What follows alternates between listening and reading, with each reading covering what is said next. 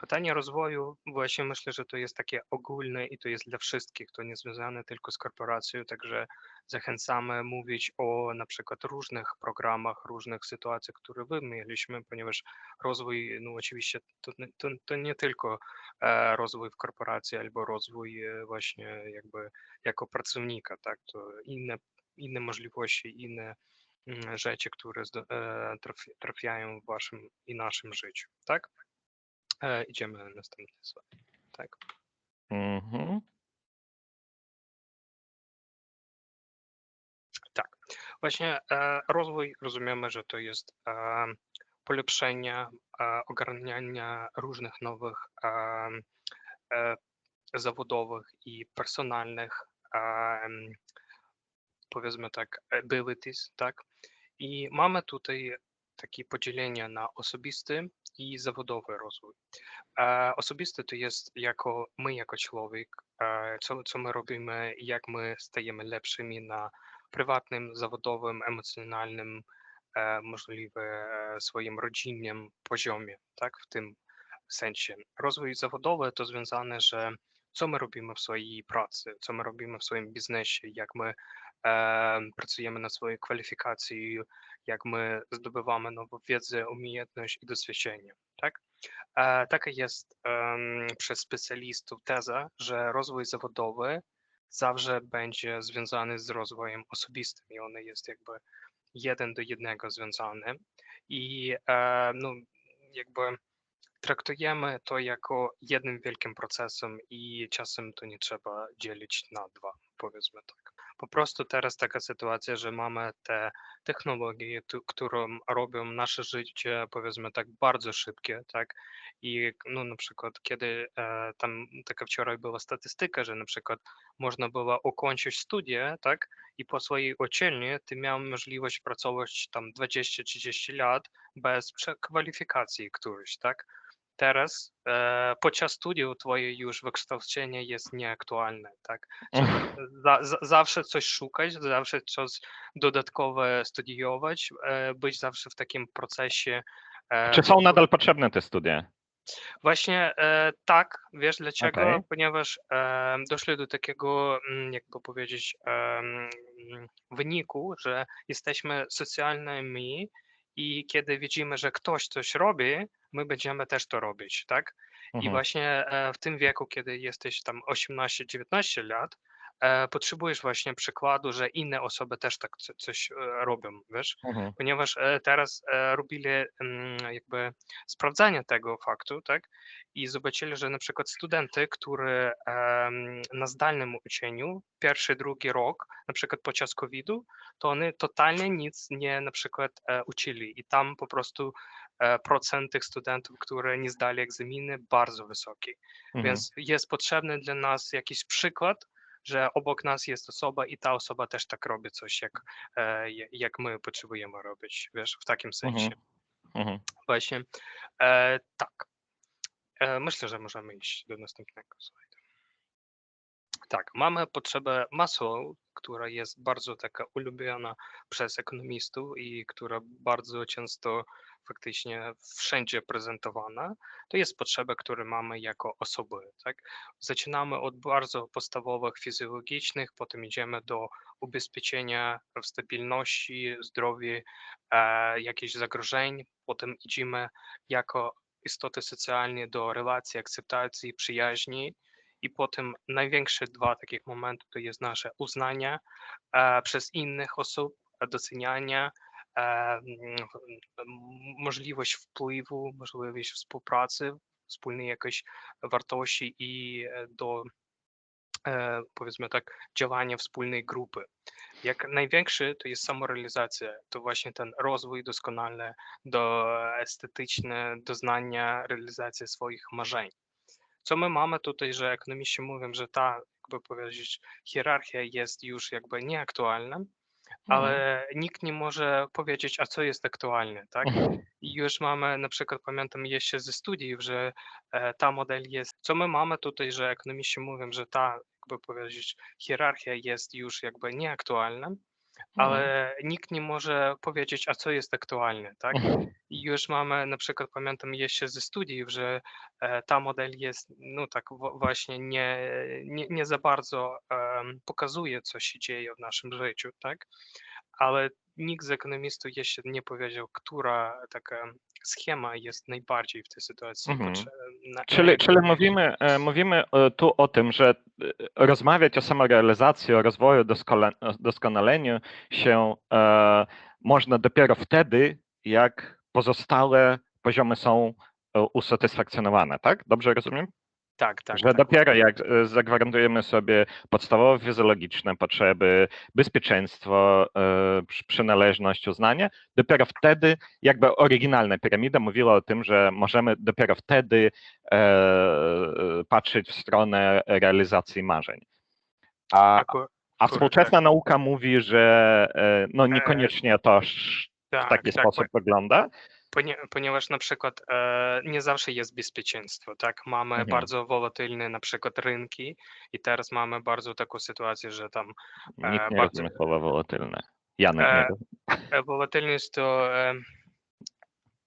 e, na przykład, że mamy bardzo wysoki poziom bezrobocia na przykład, tak? Mhm. Że bardzo wiele korporacji na przykład otwierają się, potem zamykają się, tak? Że na przykład banki teraz któreś, nie wiem, tam zamykają się przez kryzys na przykład, tak? W takim sensie wolatylność. Potem w takim sensie, że wiesz, nie zawsze jest uzupełnione na przykład bezpieczeństwo, nie zawsze jest na przykład do którejś grupy, tak? Mhm. Ale wszystko potrzebujesz tej realizacji, tego uznania, wiesz, nawet kiedy tam czegoś nie masz z tych poprzednich elementów, na przykład, tak? Okay. Może ktoś z swoich studiów pamięta coś, może pokrytykować na przykład te piramidy, albo ma jakieś inne opinie, że na przykład ta model przez ekonomistów jest totalnie nieefektywna na przykład, tak?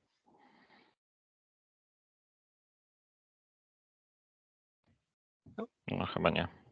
Chyba nie. Wszyscy myślałem, że to jest pozytywny moment. Idealnie, tak. I co? Przechodzimy do następnego? Tak, tak. Bo de facto. No, sorry, tak mów. Tak, tak. I teraz będziemy mieć jakby to jest następny, tak? Sekundę. Aha, Tak, tak. tak, tak. To w kontekście potrzeb pracownika. Tak. I pracownika, tak. I mamy teraz taki właśnie teraz jeszcze raz hierarchię potrzeb, ale już jako pracownik, jako osoba zatrudniana przez kogoś, tak? I znowu mamy ten podział na fizjologiczne bezpieczeństwo, tak? Że mamy na przykład najpierwszy poziom to, że praca jest niestabilna, robię tylko co muszę, pracuję, ponieważ muszę na przykład zarabiać kasę. Potem bezpieczeństwo, że stabilna praca, stabilna opieka medyczna przez na przykład pracodawca, który daje nam, tak? Przynależność to teraz bardzo właśnie taki moment, który myślę, że w większości kompanii jest nieaktualny, ponieważ pracujemy na przykład zdalnie i widziałem wczoraj taką statystykę, że po prostu większość pracowników nie odczuwa, że są na przykład częścią tej korporacji albo częścią tego banku albo innego zespołu i tak dalej, tak? Ale kiedy jesteśmy w grupie, kiedy ta grupa jest bardzo potężna, ona właśnie daje nam możliwość iść dalej, tak? I też tak jak dwa największe momenty to jest uznanie, tu pochwała, bonusy różne, które nasza korporacja albo firma może nam dać, tak? I największym to jest samorealizacja. Wtedy, kiedy ja lubię swój zawód, pracuję w tej pracy, która inspiruje mnie i ja mogę na przykład inspirować innych pracowników, innych ludzi wokół mnie albo dać jakieś motywacje na przykład dla osób, które są w moim teamie, tak? Tak. Myślę, że tak z mojego punktu widzenia to osoby, które właśnie są najlepszymi w moim na przykład zespole, to jest bardzo taki, powiedzmy, te ludzie, którzy są na tej najwyższej najwyższym poziomie, ponieważ one naprawdę uwielbiają swój zawód, on jest bardzo w tym topiku, powiedzmy, tak, zawsze on jest inspirowany przez to, co one robią i one pokazują, że słuchajcie, mamy po prostu piękną pracę i możemy robić robić jakiś, nie wiem, wpływ na wokół, co my robimy na przykład w UBS-ie czy biznesie, tak? Czy ty byś Tak. powiedział, że ty jesteś na tym poziomie teraz? Chciałbym powiedzieć, że to jest Blisko, tak?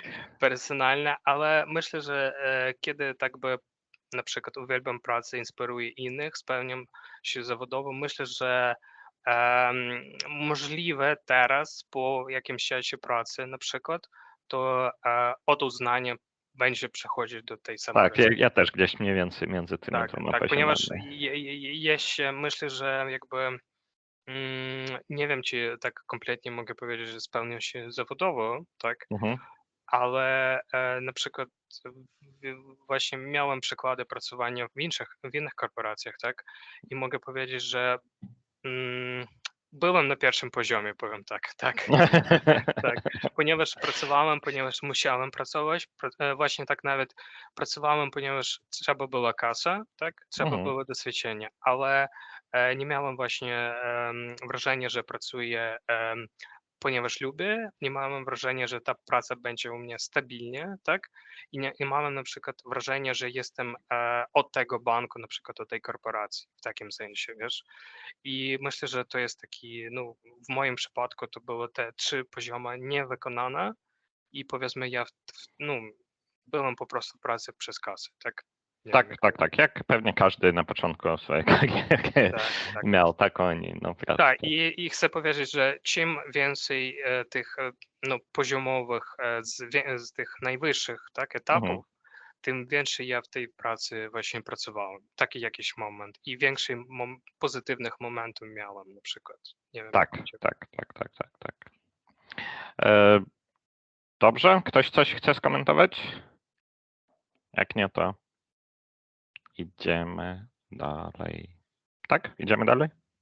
Tak, tak, tak, myślę, że możemy. Tak, dlaczego warto skupić się na swoim rozwoju?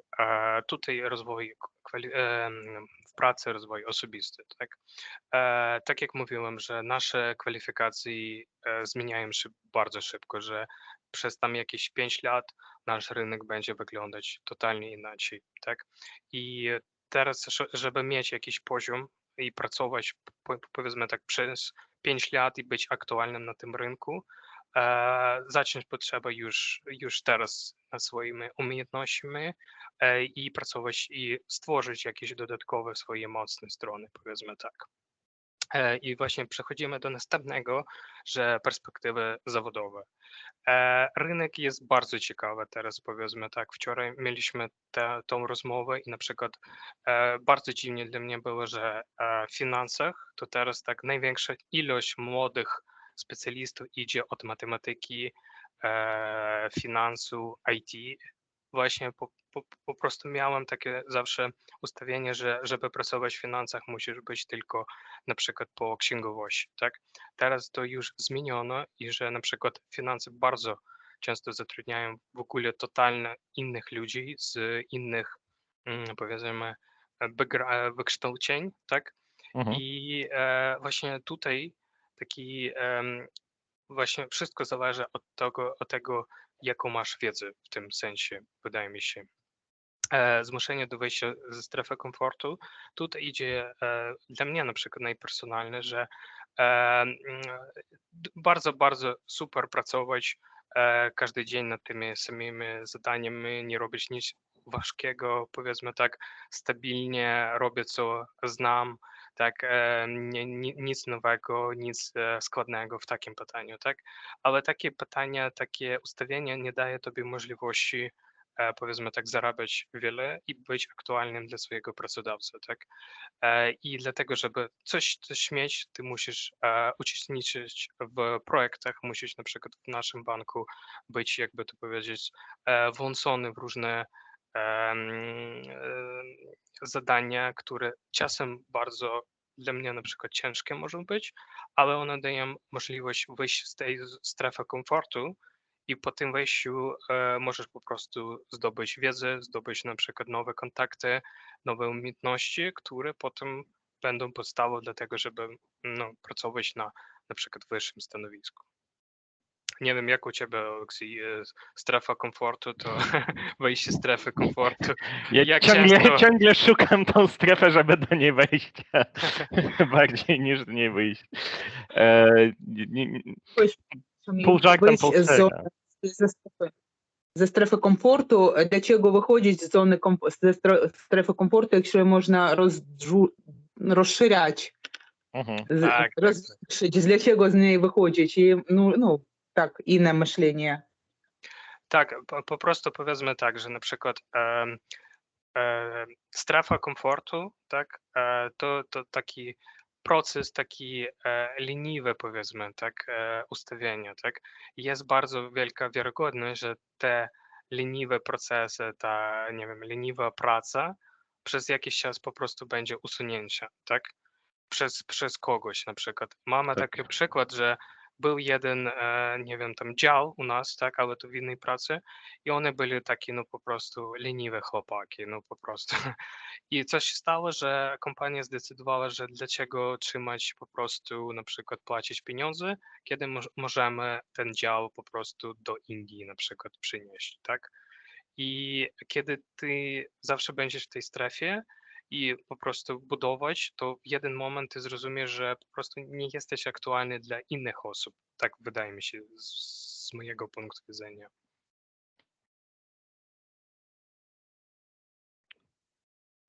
Zgoda. Ja mogę powiedzieć, że z mojej perspektywy to ogólnie pracując w IT, bardzo ciężko w tej strefie komfortu się znaleźć. A jeśli się znajdziesz, to znaczy, bo jak pewnie każda branża rozwijają się i skaczą do przodu bardzo szybko. IT, technologie, powstają nowe języki programowania i tak dalej. I jeśli nauczymy się jednego i będziemy siedzieć i robić tylko w jednym języku, to bardzo szybko będziemy potrzebni tylko tej firmie, gdzie teraz, tu i teraz siedzimy, a nawet jeśli ta firma postanowi iść do przodu, to już możemy zostać niepotrzebni.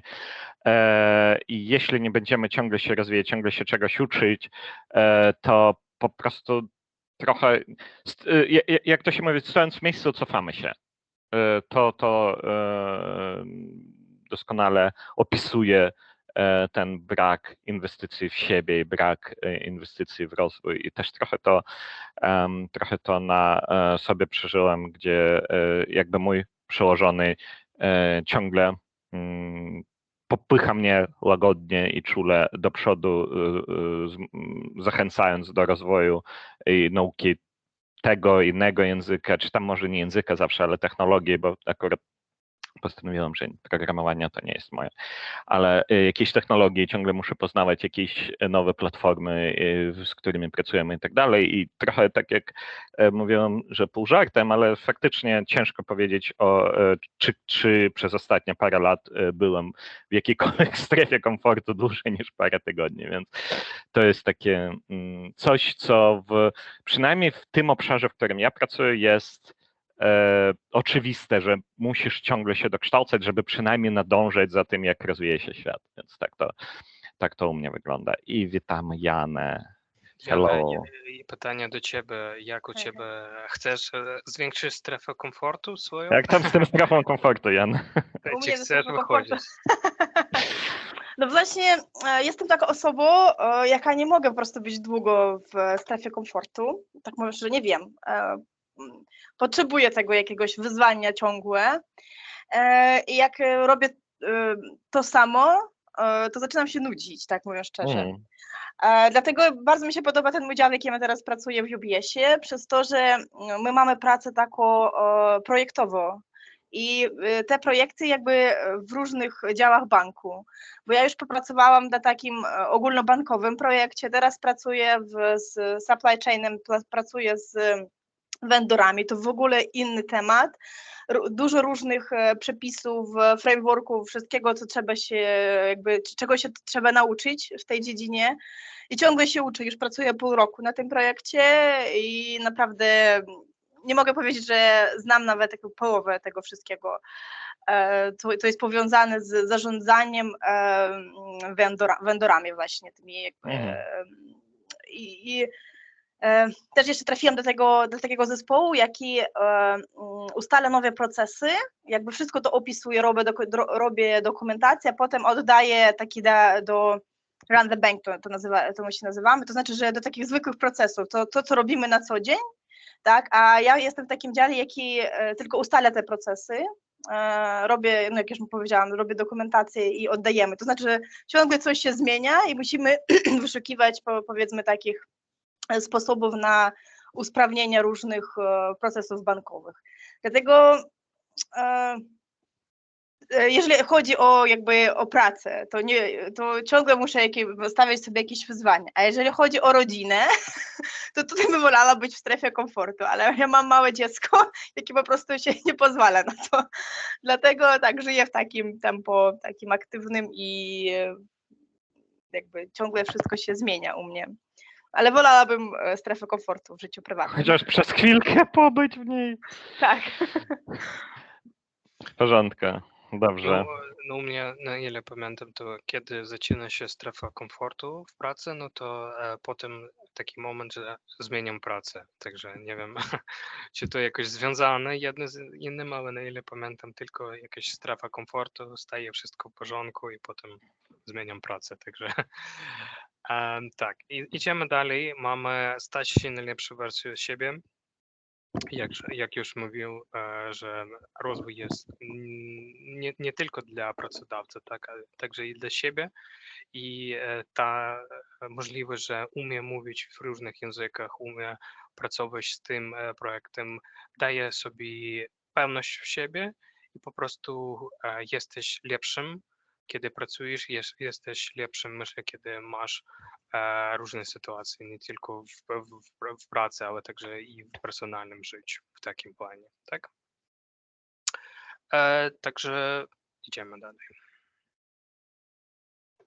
Aha, jedziemy dalej, to do mnie. Dobrze, dobrze, już szukam, gdzie tam jedziemy, tu jedziemy. Tak. Właśnie teraz będziemy mówić, że taka klasyfikacja, że kiedy robimy analiz właśnie tych potrzeb, jak pracuje ten rozwój, to bardzo często dzielimy na kompetencje, tak? I one są kompetencje miękkie i kompetencje twarde. Możecie nawet zobaczyć, kiedy szukacie jakieś różne oferty pracy, że no, mogą pisać potężne kompetencje miękkie i na przykład tam, które miękkie kompetencje one będą pytać, tak? Mamy tutaj tabelkę, tak? I właśnie to nie tylko związane z korporacją i może być na przykład do innych stref naszego życia, tak? I myślę, że miękkie to one głównie można tak scharakteryzować, że to umiejętności uniwersalne, które pomagają nam komunikować, współpracować z innymi osobami i po prostu tą informację, którą mamy, przekazywać do tych osób. W tej innej sytuacji kompetencji twarde, to co my właśnie robimy podczas swojego zawodu, to co my będziemy, ten produkt, na którym pracujemy i który potem będziemy podczas kompetencji miękkich przekazywać do innych osób. Właśnie także można powiedzieć, że tak miękkie to jest komunikacja, twarda to jest więcej wiedza o procesie, wiedza o jak tym zrobić, powiedzmy tak.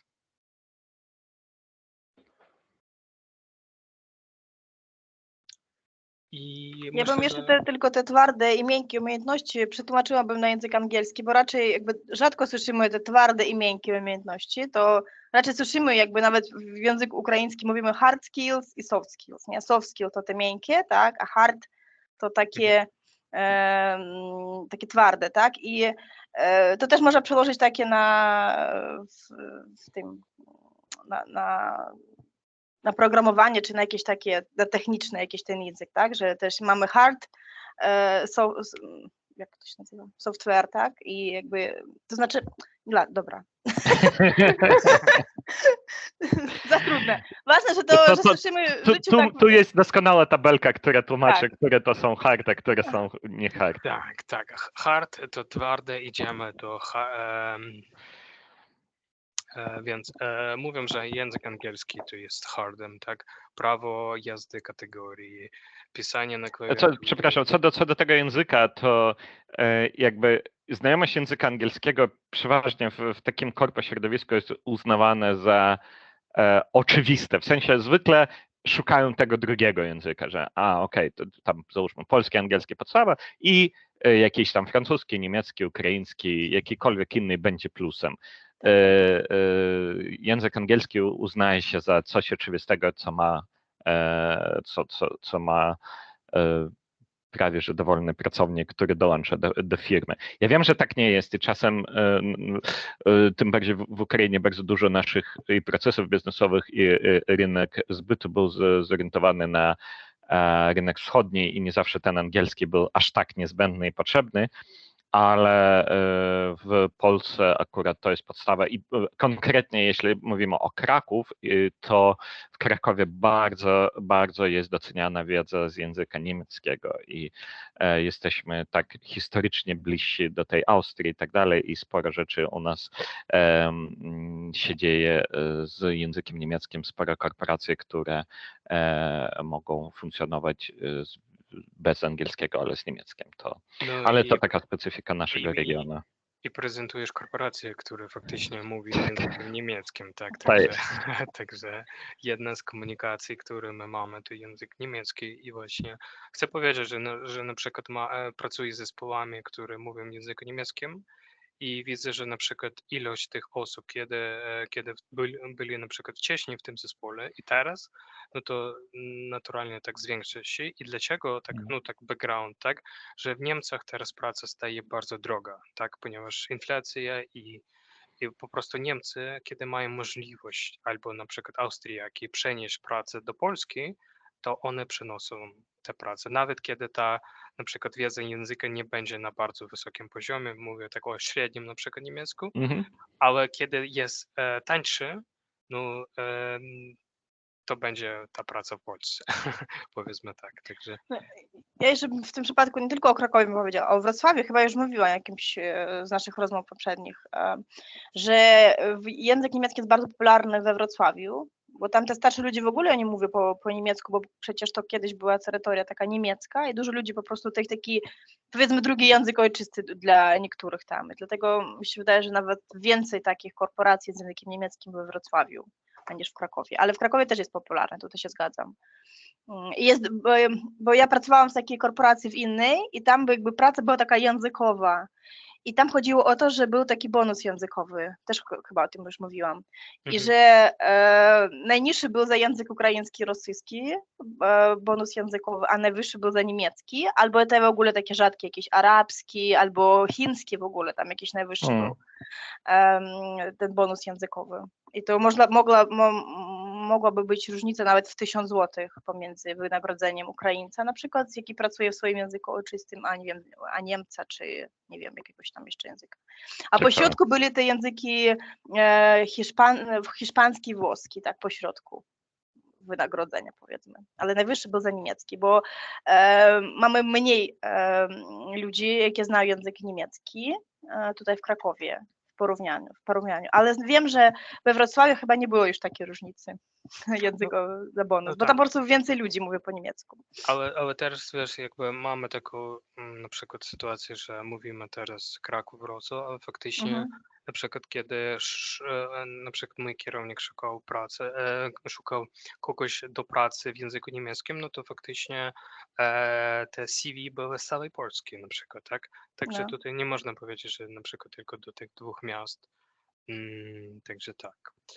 Nie, no CV tak. Mi chodzi o to, gdzie te ludzie, gdzie te firmy pracują, nie? A nie ludzie. Ludzie mieszkają w całej Polsce, to się zgadzam, ale gdzie jest ta praca, nie? Taka na miejscu, bo teraz już wracamy do biura niestety, nie wiem, dla mnie niestety. Okay. Że wracamy do biura i jakby też o tym trzeba jakby też pamiętać, że jak szukasz pracy teraz jakby remote czy hybryda taka, ale też to jakby też już się przywiązuj się do miasta. Jeżeli 2 lata temu tego nie było problemu, nie? Bo wszyscy pracowaliśmy z domu. Mhm. Tak, Dokładnie. no, ale na przykład jak miałem radę na przykład od HR-ów, kiedy właśnie szukałem pracy, tak, miałem angielski, tak, i no powiedzmy tak, miałem nie za bardzo silny polski, tak, i one powiedziały, że teoretycznie jest takie pytanie, żeby mieć na porządnym poziomie jeden roboczy język, wiesz, ponieważ mają taką sytuację, że na przykład osoba ma hiszpański, francuski, ponieważ miała na studiach i kiedy pytają, który język wiesz, to one tak hiszpański, francuski, ale faktycznie nie mogą pracować z tymi językami, tak.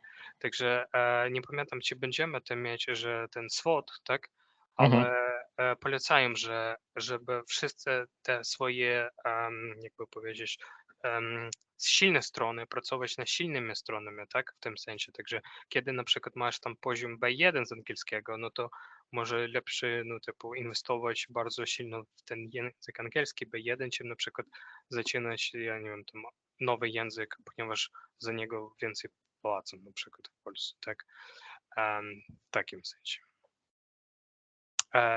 Tak, myślę, że możemy iść dalej. Tutaj na przykład też z innych branż, na przykład widzicie, że obróbka graficzna zdjęć, na przykład profil w social media, tam techniczny kurs rysunku na przykład może być, przygotowanie raportów finansowych. Tak faktycznie te wszystkie umiejętności, które związane z pracą, procesami, które masz w tej pracy, tak? Miękkie to właśnie więcej jak ty pracujesz z ludźmi, jak z sobą. Więcej stres, czas, jak organizujesz pracę, jak komunikujesz, czy jesteś kreatywny, jaki typ myślenia logiczny, analityczny masz i jak pracujesz z krytyką, czy jesteś elastyczny i właśnie na przykład też z ludźmi, jak kontaktujesz w zespole. Teraz to będzie ciekawe, ponieważ wracamy do ofisu, tak?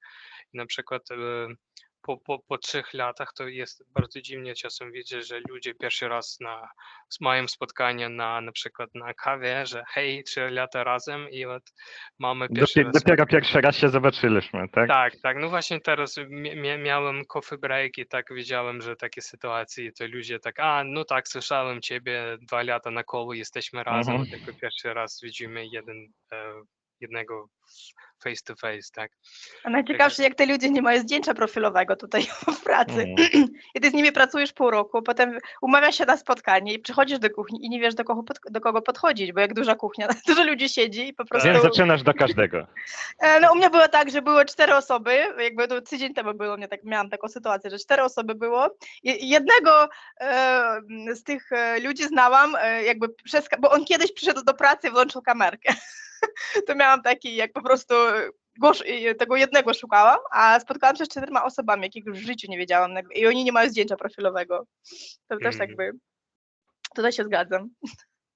Tak. Mam nadzieję, że UBS będzie znowu robić te sesje zdjęć, wiesz, był taki na fabryczny, że można było zrobić zdjęcia Nawet nie wiedziałem. Tak, można było, nie pamiętam, to było tak miesiąc czy 2 miesiące temu, że można Serio? było zrobić sobie zdjęcia profilowe, tak.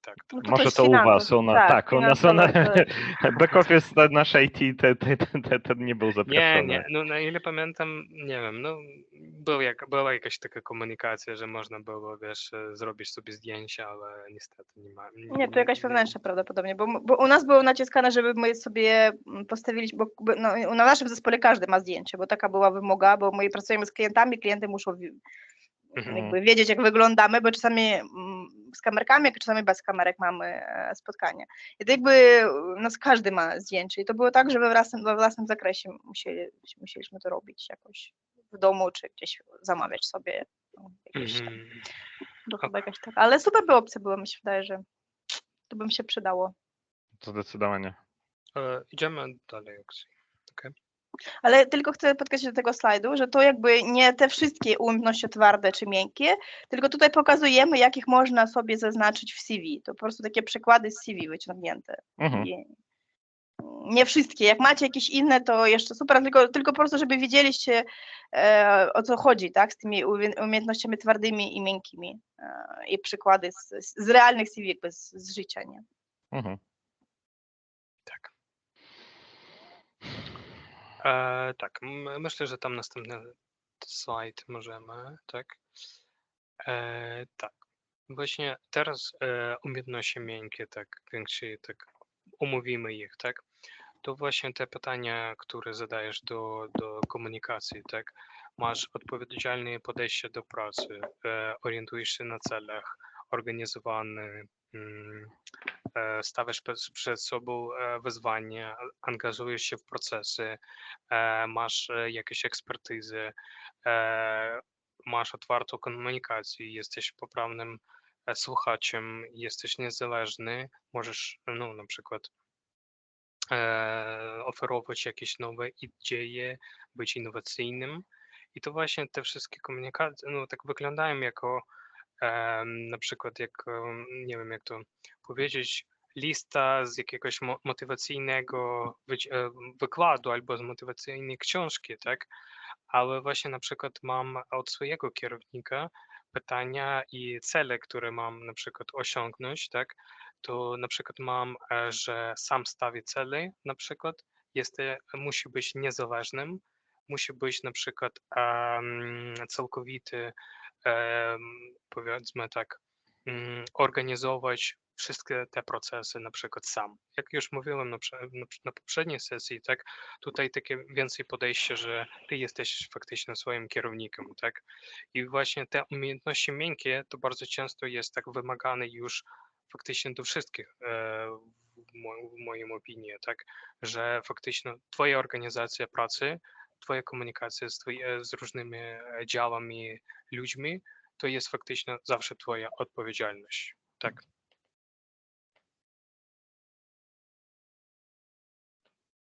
Ja jeszcze chciałabym do tego dodać, że jak już będziecie przygotowywać się do rozmowy, takie rekrutacyjne jakby rozmowy, jak będziecie szukać pracy, to do tego jakby nie dla każdego, ale po prostu bym sobie tak przypomniałam i zapisałam nawet na karteczce jakieś takie przykłady życia, bo jeżeli powiedziecie na rozmowie, że po prostu jestem odpowiedzialny, to o niczym nie powie do rekrutera.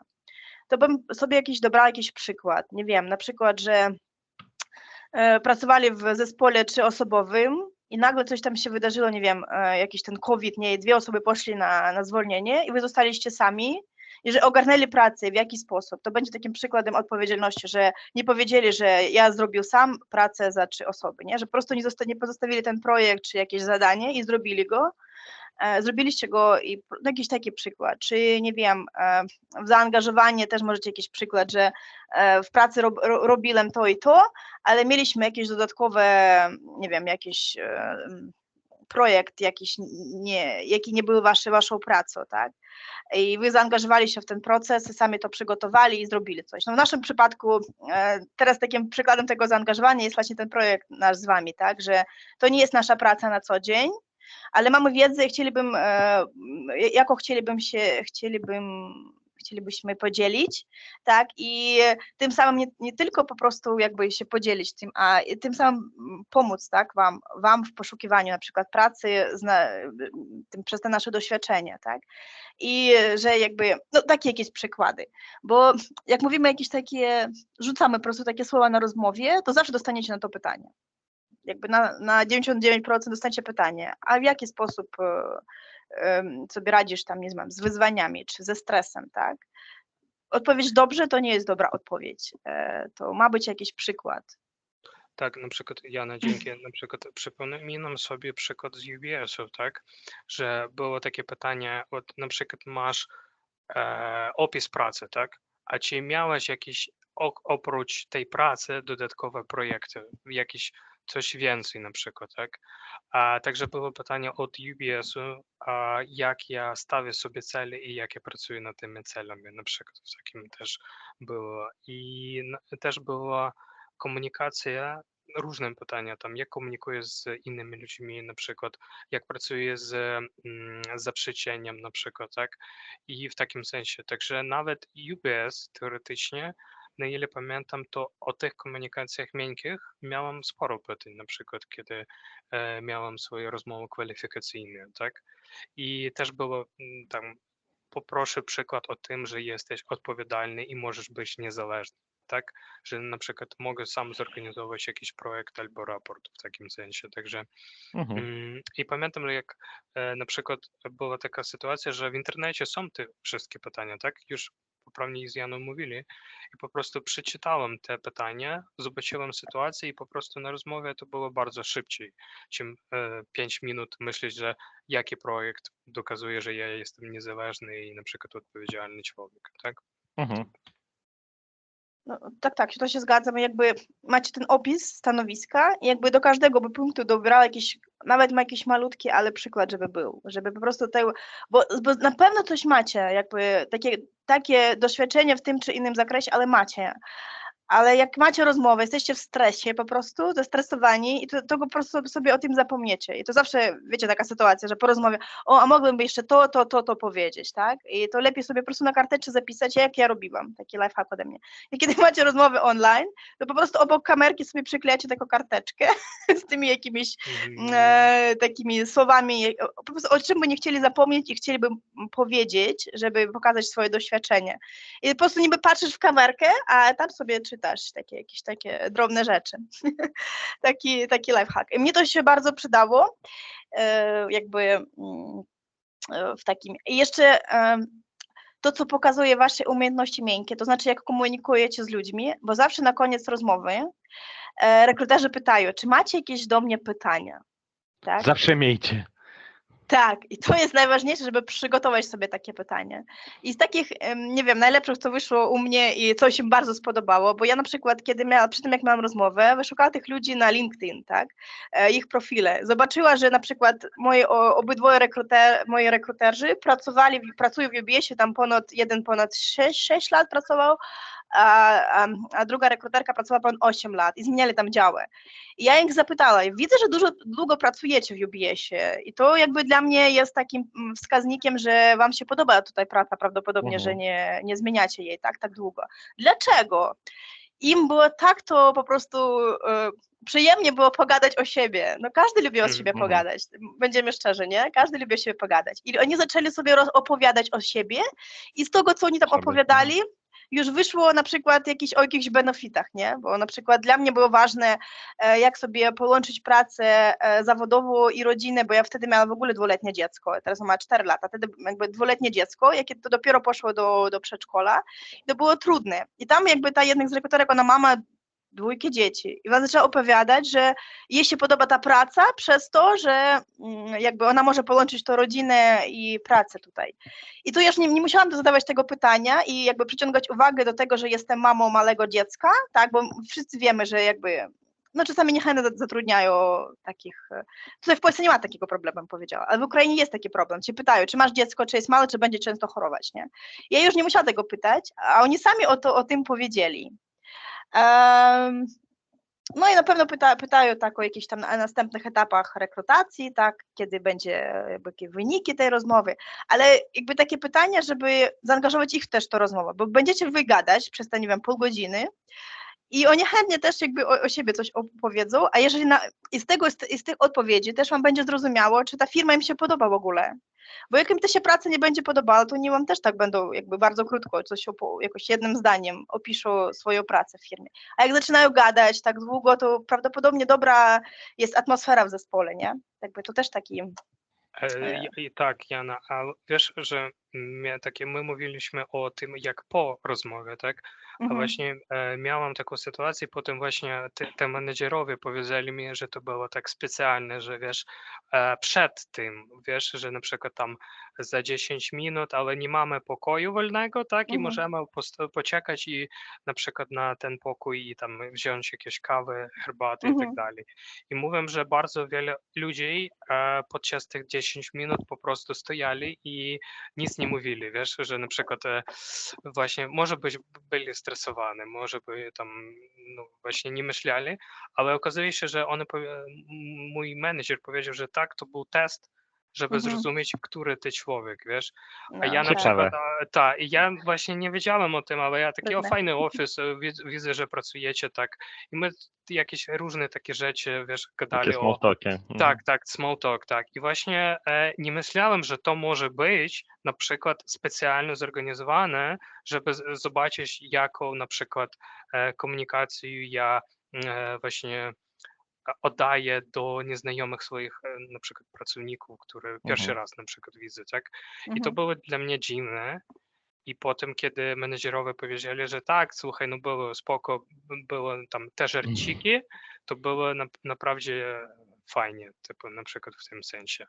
Także ponieważ kiedy na przykład ludzie mówią, że jestem bardzo komunikatywny, a 10 minut przy tym po prostu stoją bez rozmowy, no to Tak. menedżerowie mają pytanie, czy naprawdę jesteś komunikatywny, tak?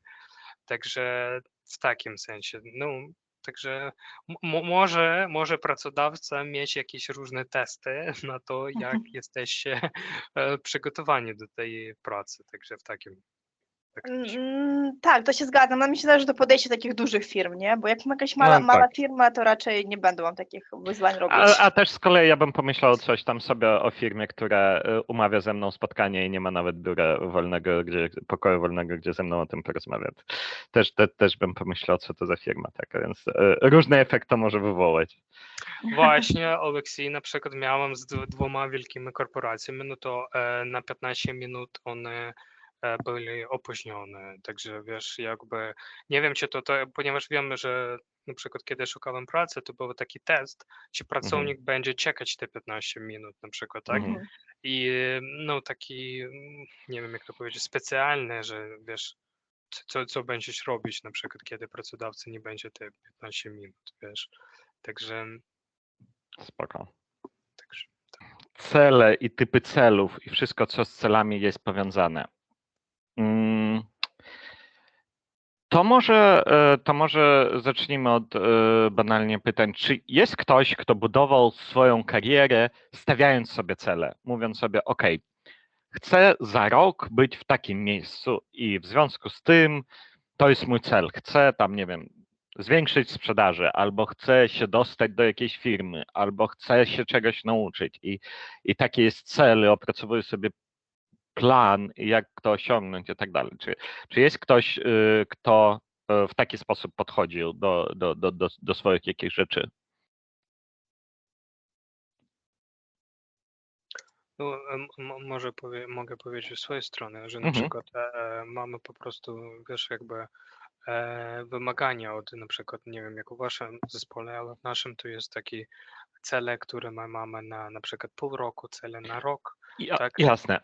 Tak. To A na przykład, pracodawca stawia, no nie? Tak, No, tak, jest tak. zaangażowany w to, żeby to wystawić, tak, a swoje osobiste jakieś. Tak, ale na przykład osobiście, no na przykład, który ja dla siebie, to czasem tak też prezentuję dla pracodawcy, nie wiem jak byłem na przykład, tak, ale na przykład miałam te długoterminowe, to na przykład, żeby za 3 lata wyuczyć bardzo dobrze polski, tak, i powiem tak, że Jak ci poszło? Jestem w procesie, powiem tak. Jestem w takim długim procesie, tak? I potem na przykład, że za na przykład 3 lata wyuczyć jakiś język albo program IT, żeby wiesz, tam na przykład Power BI albo coś takiego rodzaju.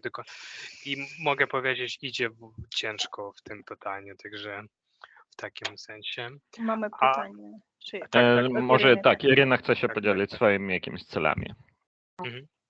Tak, chciałam podzielić się swoją historią, że kiedy pracowałam, to jako księgowa, to miałam tyle wykształcenia technikuma, ależ nie mogłam wtedy dostać innego stopnia w swoim rozwoju i miałam tyle pierwszą kategorię, nazywała się taka księgowy pierwszej kategorii, to musiałam pójść na studia do instytutu. No, na szczęście to w Ukrainie taka jest możliwość, że rozpoczęłam studia z 3. roku studiów, to tak po technikumu, no z dyplomem. I wtedy za 3 lata to były studia wieczory po południu, po pracy. Chodziłam, to ciężkie dla mnie były bardzo czasy, bo po pracy szłam do instytutu, potem no, już późno wracałam do domu I to przez 3 lata otrzymałam wyższe wykształcenie i przeszłam na inny stopień w swojej pracy. Super. Super, super. Dostałam Ale ty inne jakoś kategorie. robiłaś sobie plan, jak ty chcesz to zrobić, jak ty chcesz te 3 lata osiągnąć? W sensie, że czy to po prostu w pracy takie było wymaganie? 3 lata. Były 3 lata studia wyższej, no, w instytucie i to ja wykonałam swoje prace, a potem dostała inne prace już takie inne zadania, które moje kompetencje były dostępne. Mhm. Rozumiem. Okej, dzięki wielkie. To ja podzielę się ze swojej strony, że tak jak wspominał Oleg, prawie każda firma próbuje budować jakieś oczekiwania od pracownika i prawie każda firma ma jakieś dedykowane tam systemy czy coś, gdzie mamy ustawione te takie cele, jakieś, co trzeba osiągnąć. I przeważnie tak się dogadywałem z firmami, żeby cele, które ja mam dla siebie i które poniekąd się wiążą z firmowymi, ale też które są ciekawe dla mnie, tak? Bo osiągnięcie celu dla celu było dla mnie zawsze takim średnim pomysłem. Nie do końca rozumiałem, po co mam wpisywać jakiś cel, po prostu, żeby firma czuła się spokojnie, że coś tam się dzieje i że ja nie marnuję się w pracy. Jeśli bardziej stawiałem takie cele, które były ciekawe dla mnie osobiście, dla takiego Oleksija, co ja chcę robić, a chciałbym robić coś, co również byłoby przydatne w tej pracy, w której się znajduję. Więc jakoś zawsze próbowałem łączyć jedną składową z drugą. I tu mówiąc o tych różnych celach, tak jak Irena wspominała, one miały takie cele na 3 lata. My w pracy mamy na pół roku czy rok takiego rodzaju timeline'y, tam powiedzmy, tak, te przedziały czasowe. Więc mówiąc o tym, to mówimy o tym, że te cele mogą być mogą się różnić pod kątem tego, jak dalekie są. Tak? Na przykład znam kumpla, który od małego marzył, że przeniesie się do Stanów Zjednoczonych. Ciężko mi powiedzieć, dlaczego o tym marzył i co jakoś tak mu do głowy wpadło, że Stany Zjednoczone to jest taki paradis, do którego chce jechać. No i to można zdecydowanie nazwać jako cel długoterminowy, bo zajęło mu to długo i studia, i jakieś doświadczenie zawodowe, coś tam. Summa summarum udało mu się. Najpierw przeniósł się do Polski, popracował z Ukrainy, przeniósł się do Polski, popracował przez kilka lat w Polsce, zmieniał firmy, projekty właśnie pod kątem tego, czy projekty mają jakichś partnerów w Stanach.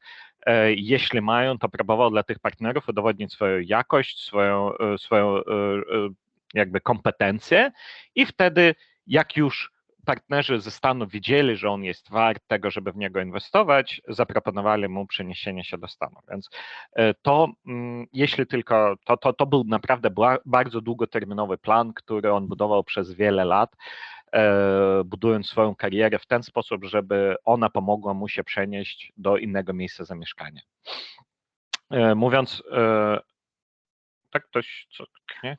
Właśnie u mnie też była taka podobna sytuacja. Wiesz, Erasmus, tak, ja właśnie kiedy byłem na uczelni w Ukrainie, tak, to miałem taki plan, żeby wyjechać na Erasmus. I u nas to, żeby wyjechać na Erasmus, ty musisz mieć tam studencką aktywność, pisać prace dyplomowe i tak dalej, wiesz.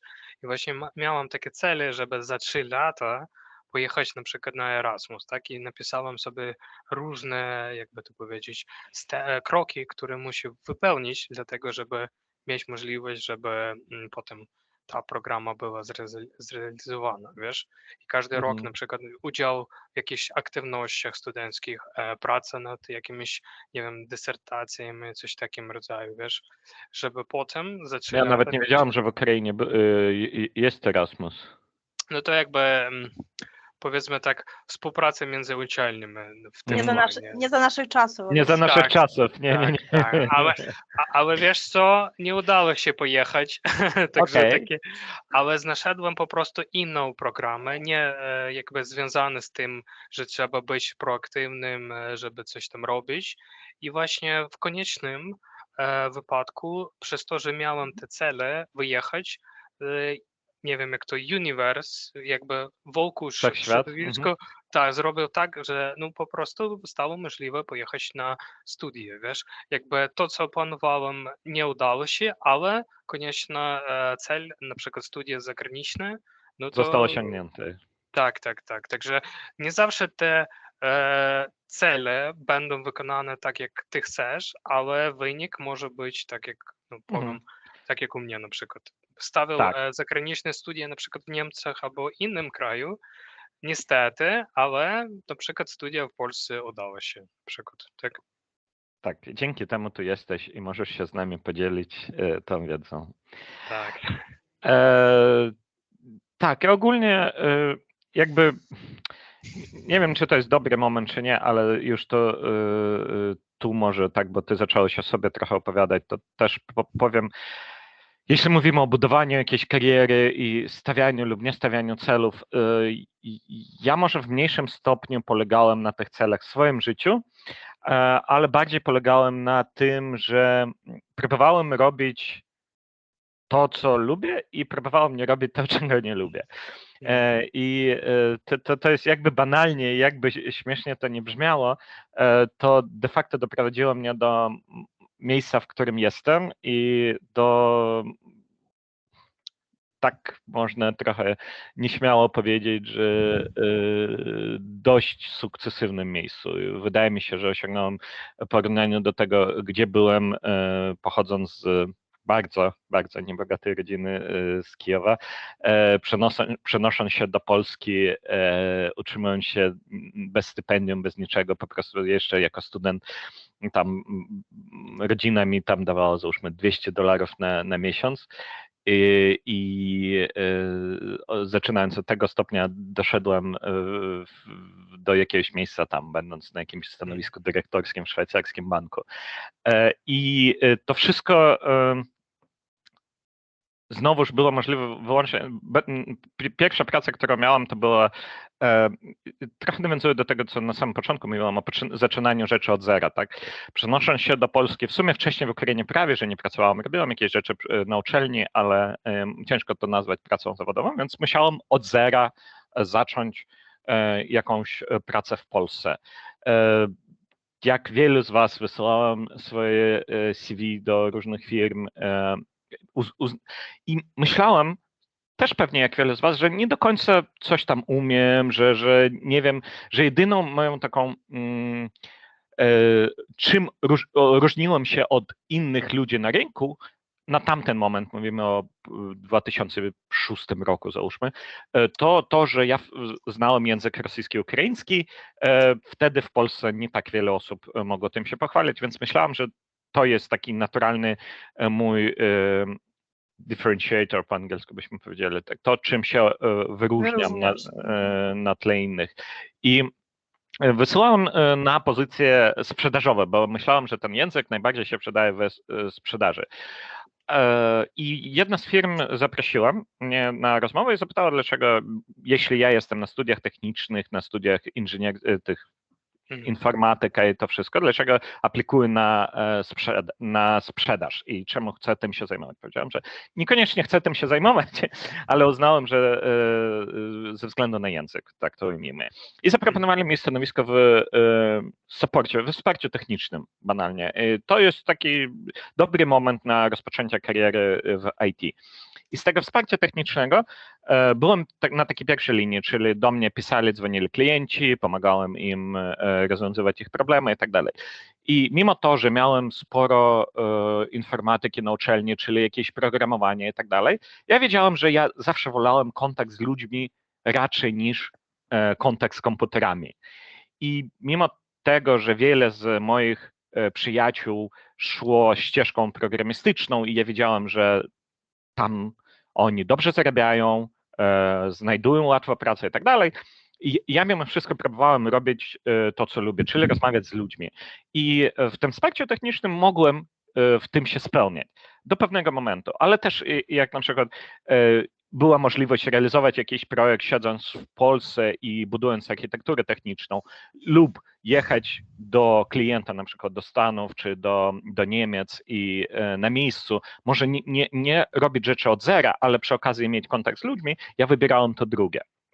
I to w którymś momencie doprowadziło mnie do tego, że zaproponowali mi przejście do działu wdrożeń i to polegało na tym, że właśnie jeździ się do klienta i wdraża się produkt, tak? Wdraża się jakieś oprogramowanie, które firma opracowała. I zaproponowali mi to z dwóch powodów. Po pierwsze, bo znałem język, akurat to był klient, to jak wszyscy znacie, takiego operatora MTS. To jest córka, była przynajmniej córką Vodafona niemieckiego i mieliśmy duże sukcesy we wdrażaniu w Vodafonie, więc Vodafone zasugerował, żebyśmy też wdrażali w MTS-ie. Nie znając produktu, mając język, to jakby pierwszy powód, dlaczego mnie zaproponowali, ale drugi powód był taki, że ja wszystkim na każdym rogu mówiłem, że fajnie, lubię pracować z klientem, chciałbym dostawać zadania, zlecenia polegające na tym, żeby pracować z klientem i jakby w momencie, jak wyszło zapotrzebowanie, kogo by wysłać do Rosji, kto mógłby z tym klientem współpracować, mój boss już wiedział, tak, bo ja nie bałem się mówić o tym, ja nie bałem się go informować o tym, ja nie bałem się forsować na swoich jakichś rozmowach z przełożonym, że takiego rodzaju zadania mi leżą. I znowu musiałem zaczynać od zera, bo nie znałem tego produktu, nigdy wcześniej nie byłem na takiego rodzaju wyjazdach. I zaczynając od tam zwykłego, powiedzmy, analityka w jednym z obszarów, za parę lat byłem na stanowisku tam project managera i już ja wdrażałem ten projekt, ja budowałem zespół, który wdrażał projekt już dla innego klienta w Wielkiej Brytanii. Dlaczego? Bo fajnie się czułem w tym, co robię. Ja wiem, że może na początku to dla niektórych może brzmieć tak dziwnie, że teraz, nie wiem, załóżmy, musicie się skupić w ogóle na tych dolnych obszarach tej piramidy Maslowa, o której mówiliśmy, tak, że na początku trzeba znaleźć pracę, która podstawowe nasze potrzeby zadowala. Żeby nie było, moje pierwsze wynagrodzenie w Polsce były na poziomie 1000 zł na miesiąc, więc też zaczynałem od podstawowych potrzeb, ale właśnie przez to, że inwestowałem w to, co lubię, a nie w to, co może potencjalnie dać mi większe pieniądze w przyszłości, te i pieniądze, i rozwój, i reszta rzeczy doganiało mnie później, tak? Bo ja po prostu ten wszechświat próbowałem ukierunkować w tym kierunku, który mi leży. I przez ponad 8 lat ja pracowałem w sferze telekomunikacji, aż dostałem telefon z Luxoftu, gdzie mi zaproponowali przejście do pracy dla UBS-u. To jest kompletnie nowy obszar. Jeśli w telekomunikacji ja rozumiałem, jest jedna komórka, druga komórka, jedna komórka, dzwoni do drugiej komórki i ta rozmowa coś kosztuje, jest na przykład jakiś tam billing, bo pracowałem z systemami billingowymi, więc ja rozumiałem, jak to, jedna osoba porozmawiała z drugą i to wygenerowało jakiś koszt lub jakiś zysk dla firmy.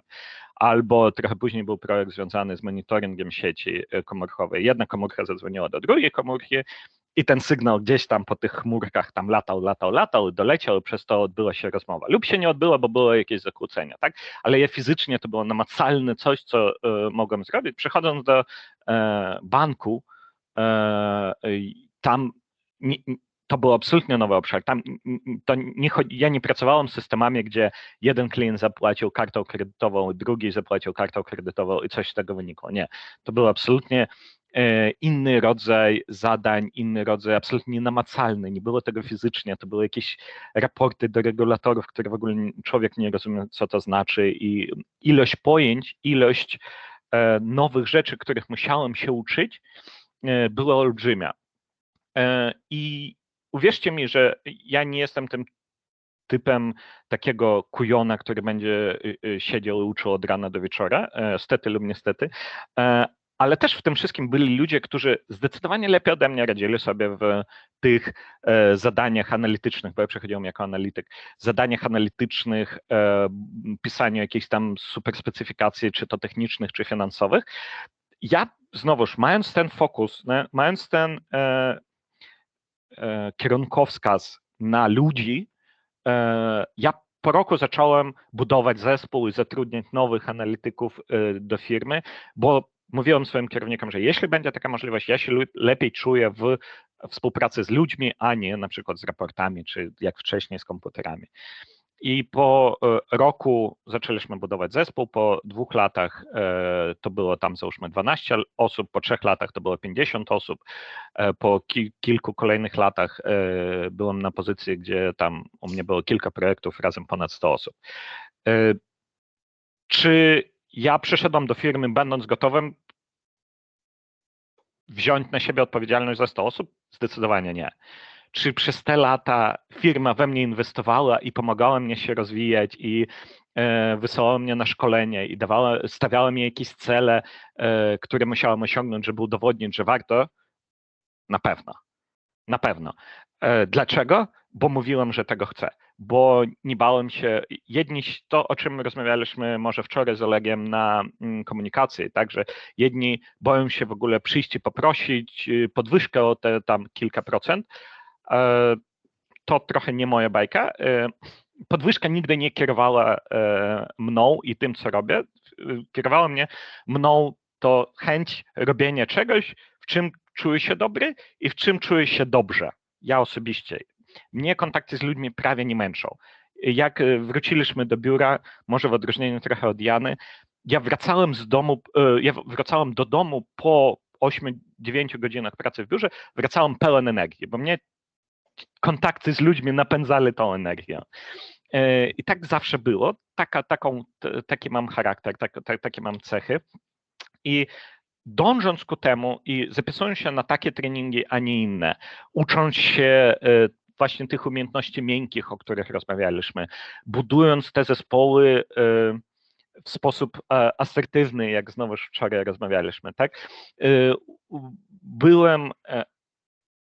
Ponieważ ja najpierw dawałem, to potem dostawałem. Mnie doceniali menadżerowie, doceniali moje zespoły, z którymi pracuję, z niektórymi pracuję już wiele lat z ludźmi, 5, 6, 7 lat z tymi samymi ludźmi. Oni nie odchodzą, oni zostają i w dużym stopniu zostają przez te relacje, które udało się nam zbudować. Czy ja stawiałem sobie cel, żeby po, nie wiem, 8 latach być na stanowisku dyrektorskim? Nie stawiałem. Czy ten miejsce, w którym jestem, było jakimś tam wymarzonym moim, czy jakimś, że ja tam zaklinałem rzeczywistość, żeby tu być? Nie.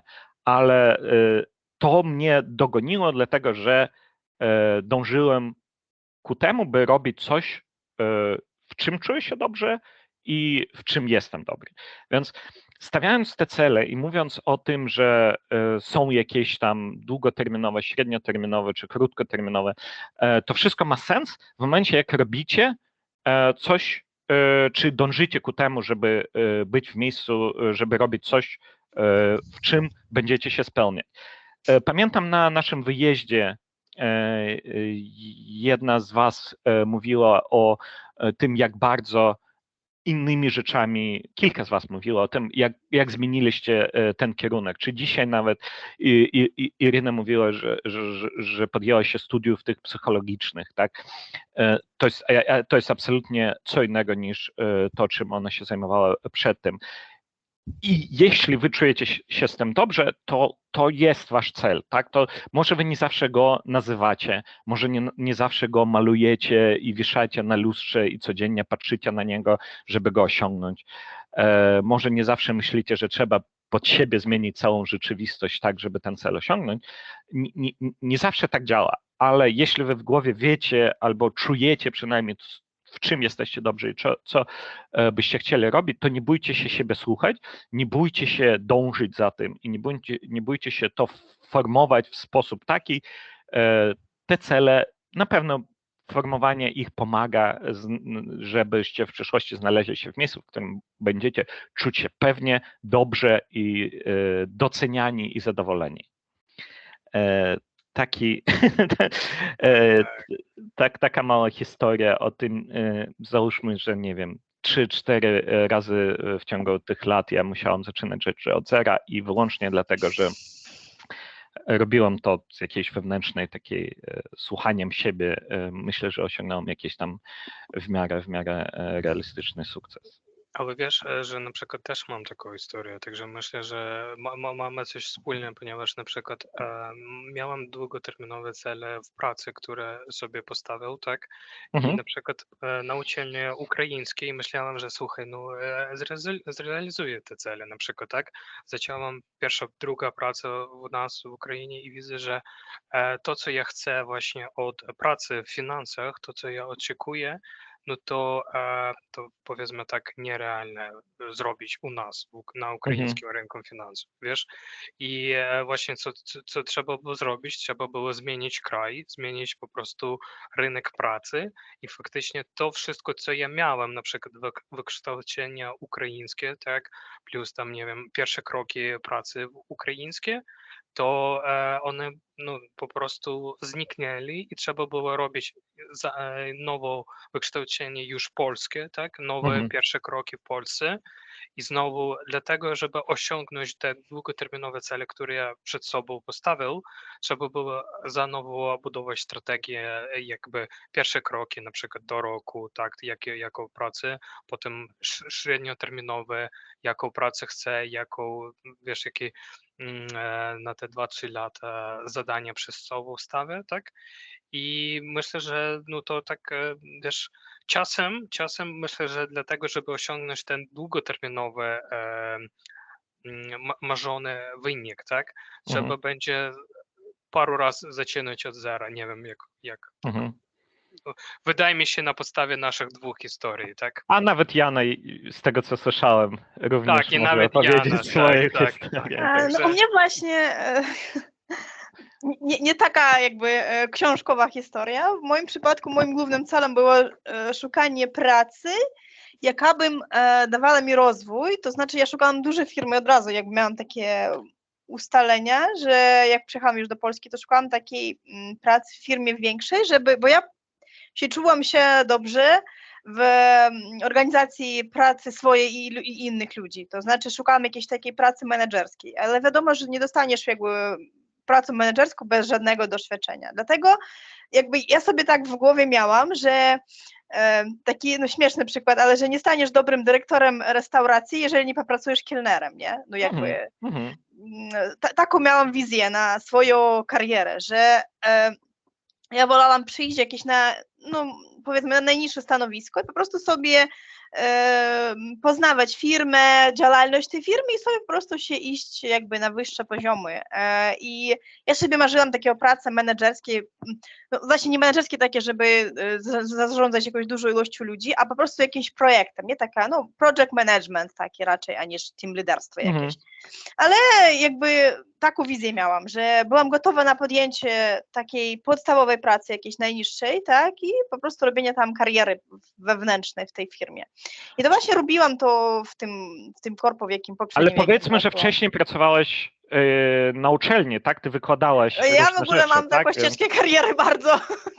No właśnie, dlatego nawiązuję.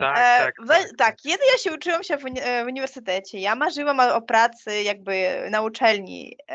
Ja bardzo lubiłam studentów, chodzić na lekcje, przygotowywać dla nich materiale, bo myślałam, że też robię czegoś, dla mnie ważniejsze było robić coś, co jest potrzebne i przydatne, tak powiedzmy. I rozumiałam, że jeżeli idę do studentów i wyszukuję im jakieś najnowsze informacje, to im będzie bardziej przydatne i im pomoże w poszukiwaniu ich pracy potem. I marzyłam o tym i nawet poszłam na te studia podyplomowe, to znaczy w aspiranturu, tak, po ukraińsku. Poszłam w aspiranturę, bo mi powiedzieli, jeżeli chcesz zostać jako jakby na uczelni i pracować, to musisz mieć ten stopień, nie? Kandydata nauk po ukraińsku, to tutaj będzie jakiś doktorat. Tak? Doktorat. I to musiałam jakby, dlatego poszłam do aspirantury. Nie marzyłam, nie lubiłam pracy naukowej, powiem szczerze, nie lubiłam tej pracy naukowej, ale musiałam, przez to, że chciałam po prostu pracować ze studentami. No ale wszystko w moim życiu zmieniła ta wojna, nie? 2014 rok, bo ja pracowałam na uniwersytecie, wszystko szło dobrze i jeszcze miałam dodatkową pracę w takiej firmie niemieckiej, ja już opowiadałam o tym, że jaka budowała parki te wiatrowe i potrzebowali specjalista właśnie w mojej dziedzinie, ekologa do swojej pracy. To była taka praca jakby nie na cały etat i jeszcze mogła to łączyć z uniwersytetem i super mi wszystko się podobało. Ale przez to, że jestem z obwodu charkowskiego, a mój dom rodzinny w ogóle był 100 kilometrów od Sławiańska, to w ogóle jakby takie było niepewność, powiedzmy szczerze. I kiedy dostaliśmy taką propozycję, ja i mój mąż, żeby przeprowadzić się do Polski jako specjaliści, a nie po prostu rzucić wszystko w Ukrainie, a pojechać do Polski po prostu, żeby pojechać, to postanowiliśmy, dlaczego nie spróbować. I jak już przejechaliśmy, to tutaj ja byłam w takiej sytuacji, że potrzebuję jakiejkolwiek pracy. Już nie robiłam tego, nie, bo jeszcze jakiś czas popracowałam na tą firmę niemiecką, jakiś rok jeszcze, czy półtorej tam, mniej trochę. Ale byłam zmuszona do poszukiwania pracy i wtedy już taka sytuacja była, że też pracowałam na umowie o dzieło, też opowiadałam już o tym, że pracowałam na umowie o dzieło za 2000 zł, bez żadnego pakietu socjalnego, bez urlopów, bez tych, jak to się, L4, te... Zwolnień lekarskich. Zwolnień lekarskich, żadnych jakby nie miałam, benefitów, niczegoś takiego, ale to mi pozwoliło zostać w Polsce i poszukać jakby takiej pracy już powiedzmy z wykształceniem moim, tak? No i mi się nie udało, niestety, bo ja nie byłam przydatna do rynku polskiego, bo uczyłam się wszystkich ukraińskich przepisów, tych wszystkich w dziedzinie ekologii i to mi się nie przydało, bo po prostu rynek pracy był o tyle przepełniony absolwentami uczelni polskich z doświadczeniem europejskim, że ja po prostu nie byłam konkurentna na rynku pracy. No i poszłam na taką, powiedzmy, podstawową pracę. Już mówiłam, że pracowałam ze studentami, którzy mieli 18-19 lat, to znaczy, że żadnego doświadczenia nie było potrzebne do tej pracy, tylko znajomość języka. No właśnie tutaj, Oleksij, przypomina mi twoją historię, bo szukałam to samo, że myślałam, że jedynym moim atutem na rynku pracy jest znajomość języka obcego dla Polski, to znaczy ukraińskiego i rosyjskiego. I szukałam z językiem rosyjskim i ukraińskim pracę. Jakby tyle. I byłam już gotowa na każdą pracę. Jedynie czego bym nie chciała wtedy, jakby czego starałam się uniknąć, to tej pracy takiej na telefonie, bo słyszałam tę historię, że customer service to tak moim zdaniem, to też jakby dla mojej osobowości, to jest najtrudniejsza praca, bo przychodzą ludzie już od razu niezadowoleni, tu już wiesz, czego ciebie będą potrzebowali, już niezadowoleni od razu, tak? I nawet co nam nie tłumaczył, to jakby już nie będą, czasami po prostu nie będą chcieli cię słuchać. Dlatego też tego chciałabym uniknąć, bo też sam historia, że ludzie za pół roku już odchodzili, przez to, że wypalenie takie dostawali, szli takie, bo niestety w korpoświecie w Polsce na takich stanowiskach z customer service istnieje coś takiego jako zwolnienie lekarskie, ten mental, tak, jak to przetłumaczyć, że ludzie po prostu tyle przemęczeni, dostają jakieś depresje od swojej pracy, bo to naprawdę trudna praca psychologiczna. Zmęczenie psychologiczne. Zmęczenie psychologiczne dostaje, że nawet może dostać takie zwolnienie lekarskie, jakby normalnie to nie jest czegoś dziwnego, tak powiedzmy. I na przykład w innym zespole ludzi, bo na przykład Google też były takie zespoły, jakie oglądali filmiki różne w YouTubie i to tam wszystkie te rzeczy, znaczy różne, nie wiem jak to po polsku, to nasilie, po prostu, że ludzie takie filmiki oglądali, że potrzebowali naprawdę wsparcia psychologicznego i psycholog był zatrudniony na stałe do zespołu po prostu, przez to, że taka praca też istnieje. Ale to jakby nie nasze rynki z językiem rosyjskim, ukraińskim, nie mamy aż tyle takich wideo, ale na przykład te rynki z językiem hiszpańskim, bo to nie tylko Hiszpania mówi po hiszpańsku, a ta cała Ameryka Latyńska, nie? I tam jakby ludzie różne rzeczy robią dziwne i takie makabryczne, bym powiedziała, po prostu jakieś tam... Bo słyszałam różne historie i ludzie potrzebowali naprawdę takie, ale ta praca dawała możliwość trafić do takiego większego, większe firmy i tam już jak przychodzisz, to już widzisz te poziomy, tak? I już tak sobie ścieżkę kariery jakoś wybierasz, bo na przykład w moim przypadku tam było trzy ścieżki kariery, taka menedżerska, taka do team lidera, tam operations manager takiej dalej. Druga ścieżka kariery to była training, to właśnie tutaj mnie jakby proponowali to, bo ja miałam już doświadczenie jako wykładowca na uniwersytecie, tak, i to training specialist, to coś takiego podobnego niby.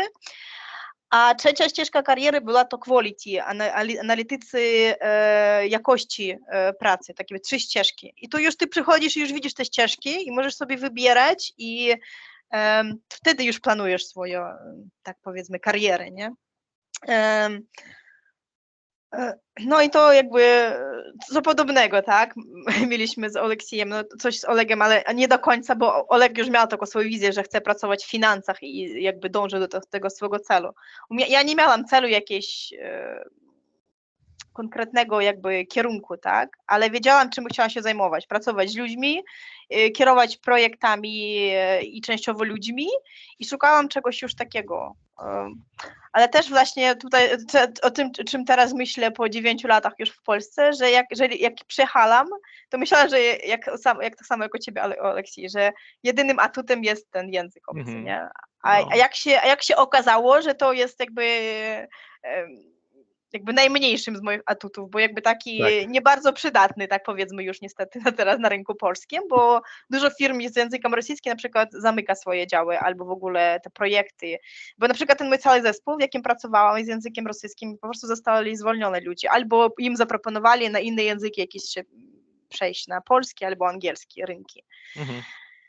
Ale cały zespół po prostu został wycofany jakby w jeden dzień, tam 15 ludzi po prostu stracili pracę. No nie w jeden dzień, jakby im powiedzieli z wyprzedzeniem, bo to też korpo i mamy bardzo dobre w Polsce, właśnie tym chciałam też powiedzieć, że na przykład w Stanach Zjednoczonych, o jakich wszyscy marzą, można zwolnić człowieka z dnia na dzień bez żadnych konsekwencji dla pracodawcy. Po prostu w jeden dzień ludzie zostali zwolnieni. Ta historia z Googlem, tak, że ludzie w poniedziałek przyszli do pracy, 12 000 ludzi w Stanach Zjednoczonych przyszli do pracy i po prostu dowiedzieli się, że zostali zwolnieni bez żadnych jakby konsekwencji dla pracodawcy, tak, Oleg? Ale tam były konsekwencje, ponieważ większość kontraktów Google wykupił. Na przykład wiesz, że tam masz kontrakt do końca roku, to twój pracodawca po prostu wykupia twój kontrakt, na przykład płacę za, nie wiem, tam do końca roku, tak.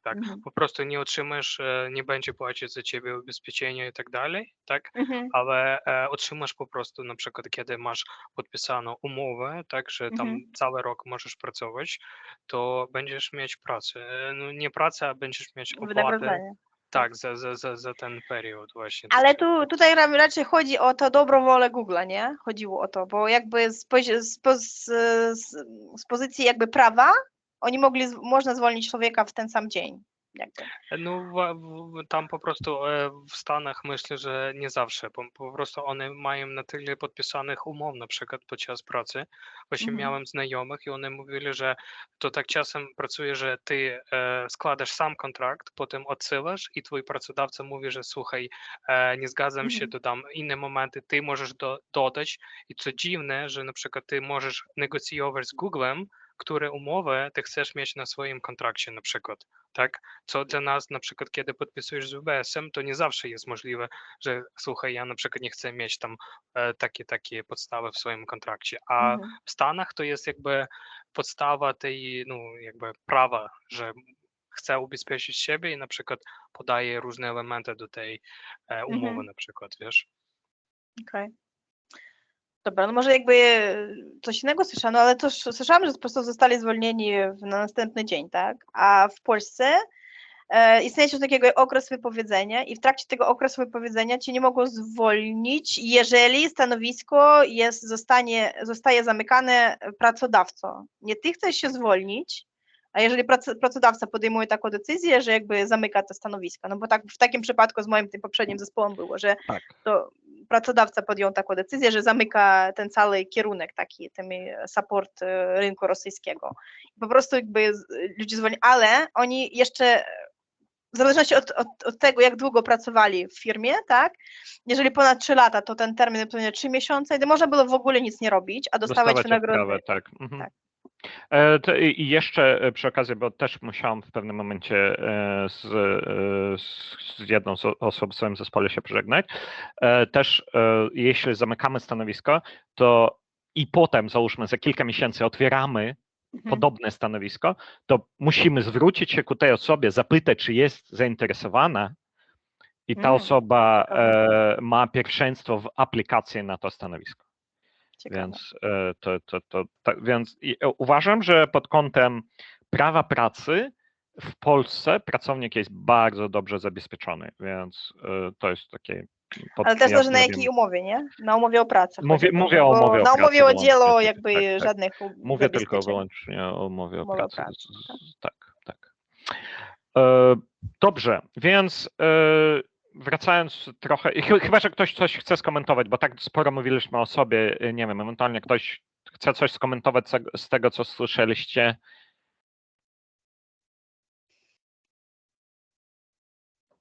W porządku, nie musicie. I teraz cele możemy je dzielić według czasu, tak jak rozmawialiśmy, tak możemy, że chcę w ciągu kilku miesięcy opanować jakąś nową technologię, albo chcę za kilka lat przenieść się do innego kraju. To są różne obszary czasowe, na które robimy ten cel. Mogą być różne jakościowo, tak? Czy my chcemy robić więcej za mniej, czy chcemy robić lepiej, czy jeszcze jakieś rzeczy związane stricte z ilością i jakością naszej pracy. No i według obszaru to, od czego w sumie zaczynaliśmy, o czym mówił Oleg, że jest ten rozwój osobisty i jest ten rozwój zawodowy. Więc również cele mogą być stawiane zawodowe, a mogą być stawiane na rozwój osobisty. I dalej będziemy rozmawiać o kilku metodach, jak możemy te cele stawiać i osiągać. I te metody mogą być stosowane jak do osobistych celów, tak i do zawodowych. Jedna z najbardziej rozpowszechnionych i jest szansa, że wiele z Was o tym słyszała, że te cele mają być SMART. Fajny akronim z angielskiego to tłumaczy się jako mądre, takie bystre, te cele mają być mądre, ale to jest akronim przede wszystkim, po prostu ładnie się ułożył. I SMART jest bardzo prosty, taki 5 kategorii, według których oceniamy ten cel, który ustawiliśmy, że to ma być jakiś konkretny, nie możemy mieć bardzo ogólny. Muszę nauczyć się tam jakiejś tam, nie wiem, języka chińskiego, czy tam, no to może prawie, że konkretny, ale muszę być lepszą osobą. To nie jest konkretny cel. Trzeba skonkretyzować, co masz na myśli. Musi być mierzalny, czyli musimy na koniec, jak będziemy myśleli, że osiągnęliśmy ten cel, umieć zmierzyć, czy aby faktycznie się udało, czy nie. Czyli na przykład jakiś certyfikat może to potwierdzić, albo jeśli celem było zmiana pracy, to faktycznie to ma się odbyć, tak? I my faktycznie widzimy, że dzięki temu, że postawiliśmy ten cel i osiągnęliśmy ten cel, to mogliśmy coś zmienić w swoim życiu i tak dalej. Musi być osiągalny. Bez sensu stawiać takie cele, marzenia, które nigdy nie osiągniesz. Po pierwsze, to na końcu będzie demotywujące, czyli jeśli chcemy nauczyć się latać, to może to być taki średnio osiągalny cel, a może na początku nas będzie motywować, że będziemy coraz szybciej tymi naszymi łapkami machać, tak? Ale na końcu możemy się rozczarować, że niezależnie od tego, ile wysiłku wkładamy, cel nadal nie jest osiągnięty, więc trochę bez sensu dalej. Latać masz na uwadze na samolocie, czy tak Tak, praktycznie? Praktyczne. Jako przykład było tak praktyczne. Bo wiesz, że na przykład mam znajomych, które mieli cel nauczyć się Zostać latać. pilotem. Tak, i właśnie u nas to nie było takie możliwe i one teraz mieszkają w Czechach, tak? I w Czechach właśnie można za 50 godzin zdobyć na przykład prawo nie wiem, tego leczenia, jazdy na samolot, wiesz. I Mhm. one teraz mają taki certyfikat, że na małych samolotach, po Czechach one... Czechach, tak, Mogą myślę, latać. W Czechach, tak, tak. tak, Mhm. tak, tak. I myślę, że wiesz, może w twoim kraju ty nie możesz latać, ponieważ nas nie myślę, że jest takie pojęcie jak mała awiacja, ale na przykład w innym kraju, tak, na przykład Mhm. to jest bardzo popularne i one mają kluby, mają inne, wiesz, takie dla latania, powiedzmy tak. Mhm. tak dalej. Mhm. Mhm. Dalej, musi być realistyczny, tak? Czyli można chcieć czegoś się nauczyć, jakby, nie wiem, załóżmy, jeść lewą ręką, czy tam, nie wiem, pisać lewą ręką. Można sobie postawić taki cel, tylko nie do końca wiadomo po co. To znaczy, jeśli wy wiecie, to spoko, to dla was ma to jakiś sens. Ale jeśli to nie ma większego sensu, jeśli za tym nie stoi jakaś realna potrzeba, którą chcecie zadowolić, osiągając ten cel, to ciężko będzie banalnie znaleźć motywację, żeby ten cel osiągnąć.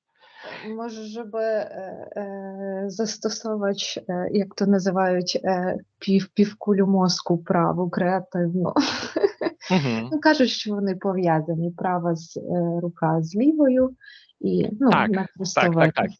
Julia, ale to też, tak jak mówię, to bardziej chodzi o motywację, że jeśli nie będziemy potem mogli zmierzyć, że nasza półkula zaczęła pracować lepiej, to ciężko potem się motywować do tego, No, ale żeby to ciągle żart, kontynuować.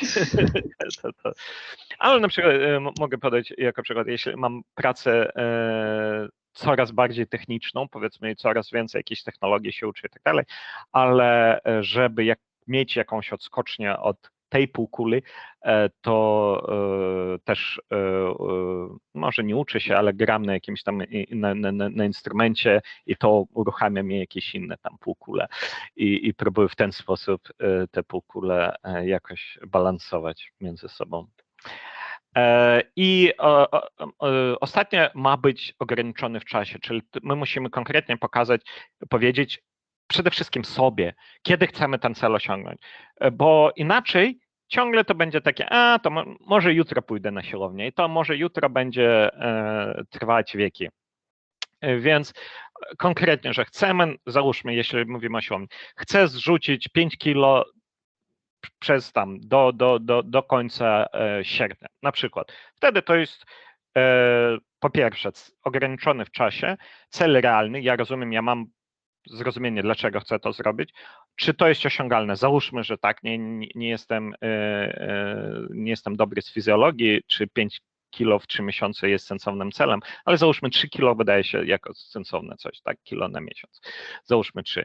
Dalej, mierzalny, tak, mamy wagę, możemy stanąć na wagę i zobaczyć, czy osiągnęliśmy to, czy nie, czy jesteśmy już te 3 kilo lżej, czy nie.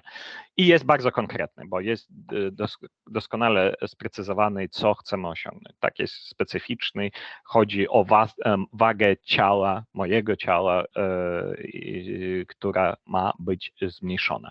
Na przykład to jest jakiś tam przykład dobrze postanowionego celu używając tej metodologii SMART. Czy do samego SMART-a ma ktoś jakieś pytania? Chce ktoś podać jakiś przykład? Bo jak nie, to ja mam pomysł na to, że ja poproszę jedną osobę nam opowiedzieć o celu jednym. Czy ktoś coś chce dodać, powiedzieć? Nie. Okej. To okej.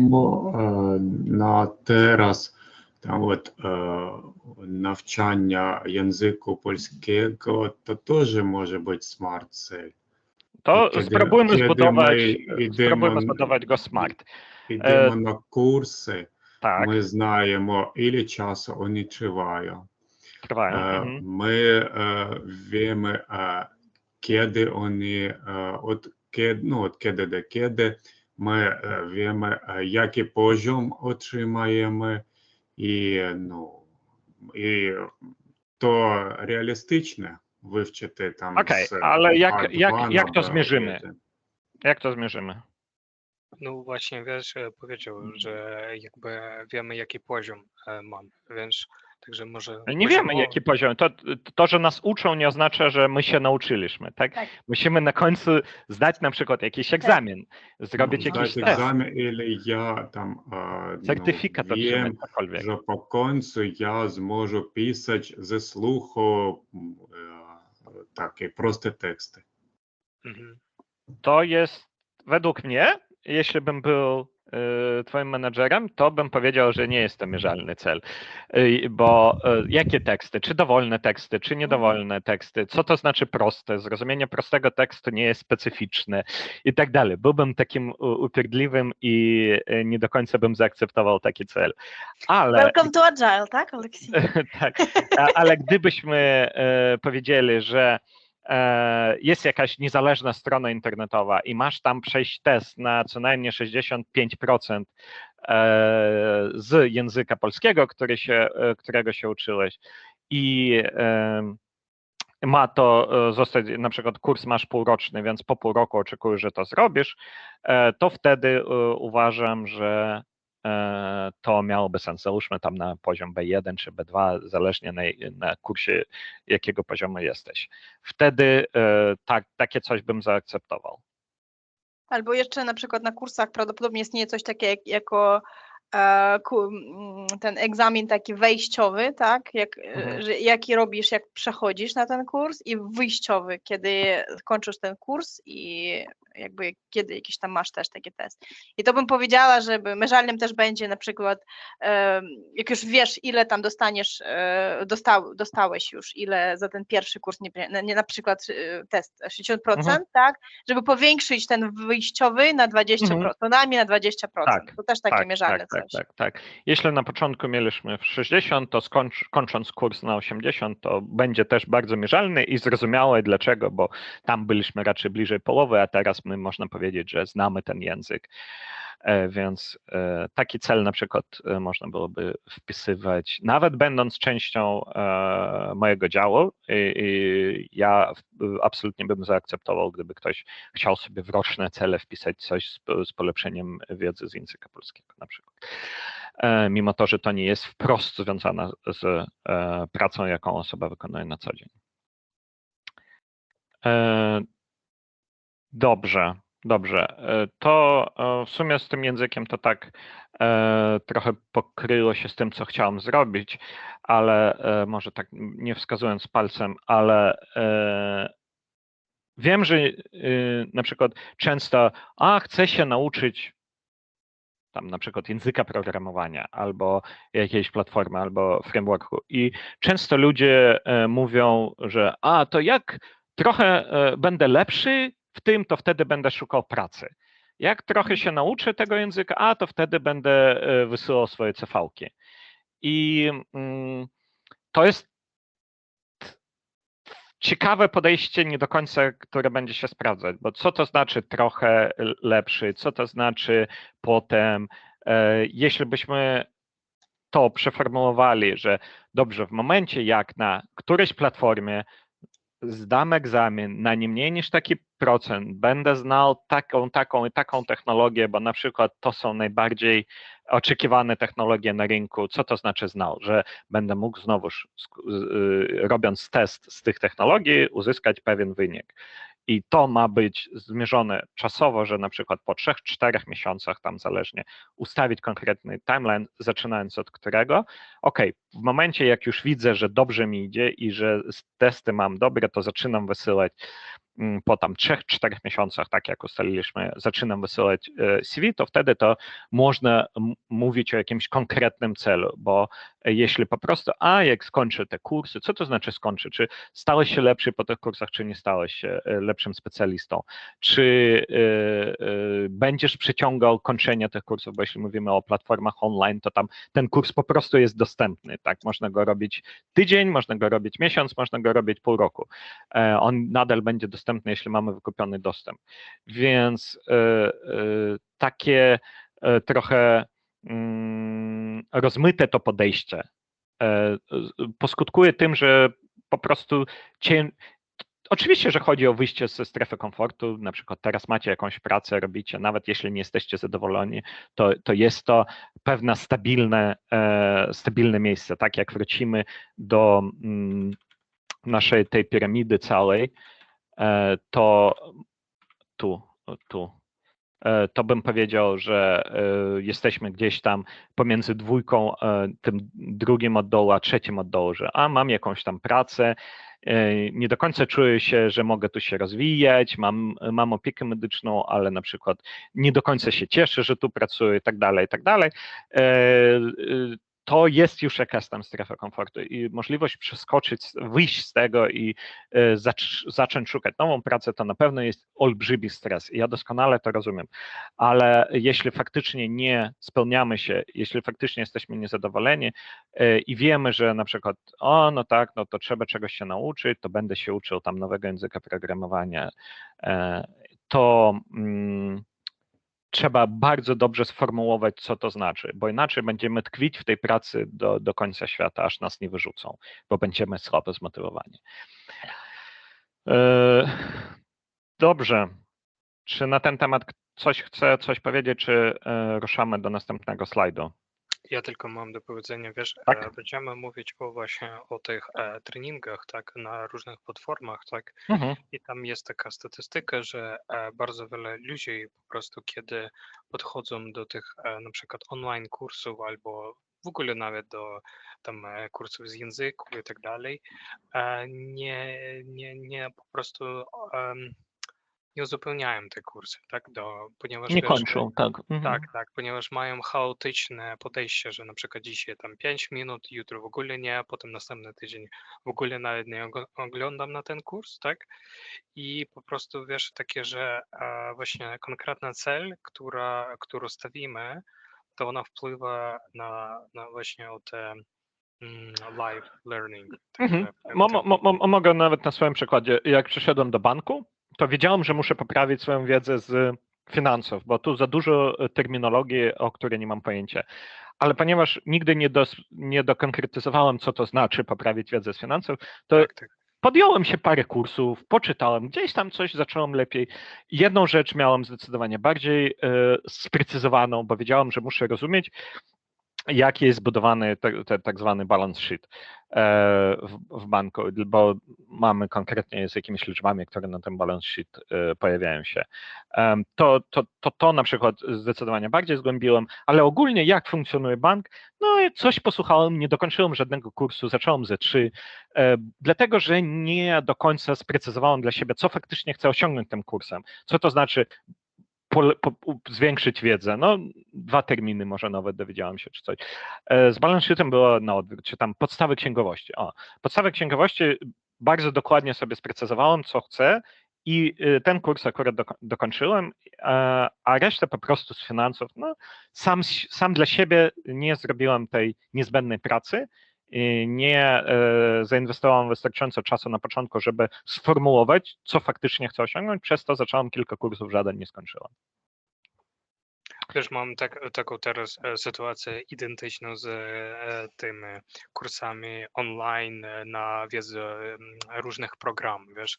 Chcę na przykład nauczyć Power BI i jakby, no tak, to taki cel, wiesz, jakby bardzo taki, powiedzmy, rozmyty, tak, że muszę to zrobić, ale dlaczego na przykład musi wiedzieć ten Power BI, ponieważ no, mówią, że w finansach to jest bardzo dobre, tak, ale na przykład przez to, że nie mam konkretnego przywiązywania do swojej pracy, no to tak czasem uczę na przykład godzinę, czasem w ogóle nie uczę, tak, i to jest na przykład demotywujące dla mnie, że czasem, że słuchaj, trzeba coś uczyć, ale nie wiem po co, uczę po prostu, żeby mieć tą kwalifikację, tak, w takim sensie.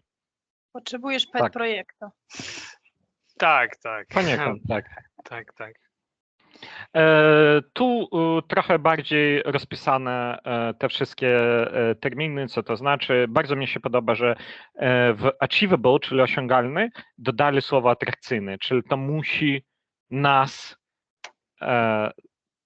zainteresować czymś, to musi być dla nas atrakcyjne, inaczej nie będziemy mieli motywacji banalnie, bo bardzo dużo rzeczy rozbije się o naszą wewnętrzną motywację.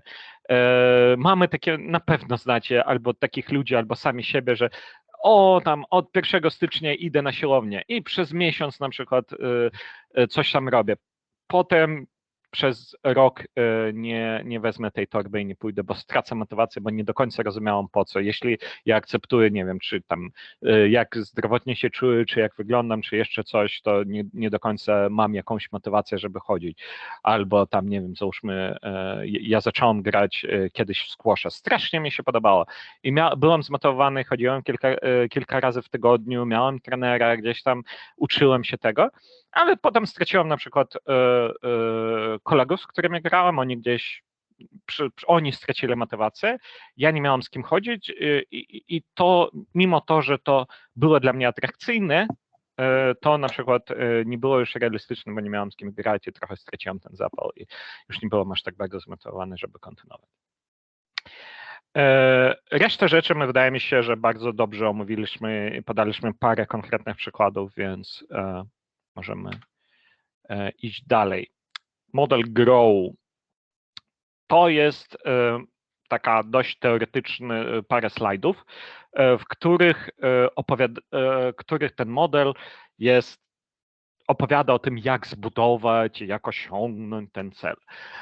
Czyli na początku GROW od 4 angielskich słów cel, rzeczywistość, jakie mamy opcje i co mam zrobić, żeby to osiągnąć. I to niby powinno iść tak kroczek po kroczku, jedno wypływać z drugiego. Więc jak formułujemy cel? Czego chcemy, kiedy musimy określić to trochę w tym reality określamy najpierw, gdzie jesteśmy, załóżmy, że wiedza z jakiegoś programu, o którym Oleg mówił, że teraz Oleg jest na 3, a chciałby być na 7 w skali od 1 do 10, tak, więc chciałby polepszyć, czy tam 10 może być największym ekspertem w firmie z jakiegoś programu, to by było fajne. I jedna z takich podstawowych rzeczy, bo to jest trochę praca z uczuciami i jedna z podstawowych rzeczy, zamknąć oczy i wyobrazić sobie, ok, to od dzisiaj ja znam Power BI. Jak ja się czuję? Co to mi daje? Czy ja jestem, nie wiem, zdecydowanie bardziej pewny siebie? Czy ja mogę przyjść na jakieś spotkanie i zaimponować jakiemuś przełożonemu i przełożony będzie potem zadowolony i będzie i da mi bonus i podwyżkę i jeszcze coś. Albo uścisk dłoni prezesa tak zwany. Albo jakby wyobrazić sobie, że ten cel został osiągnięty.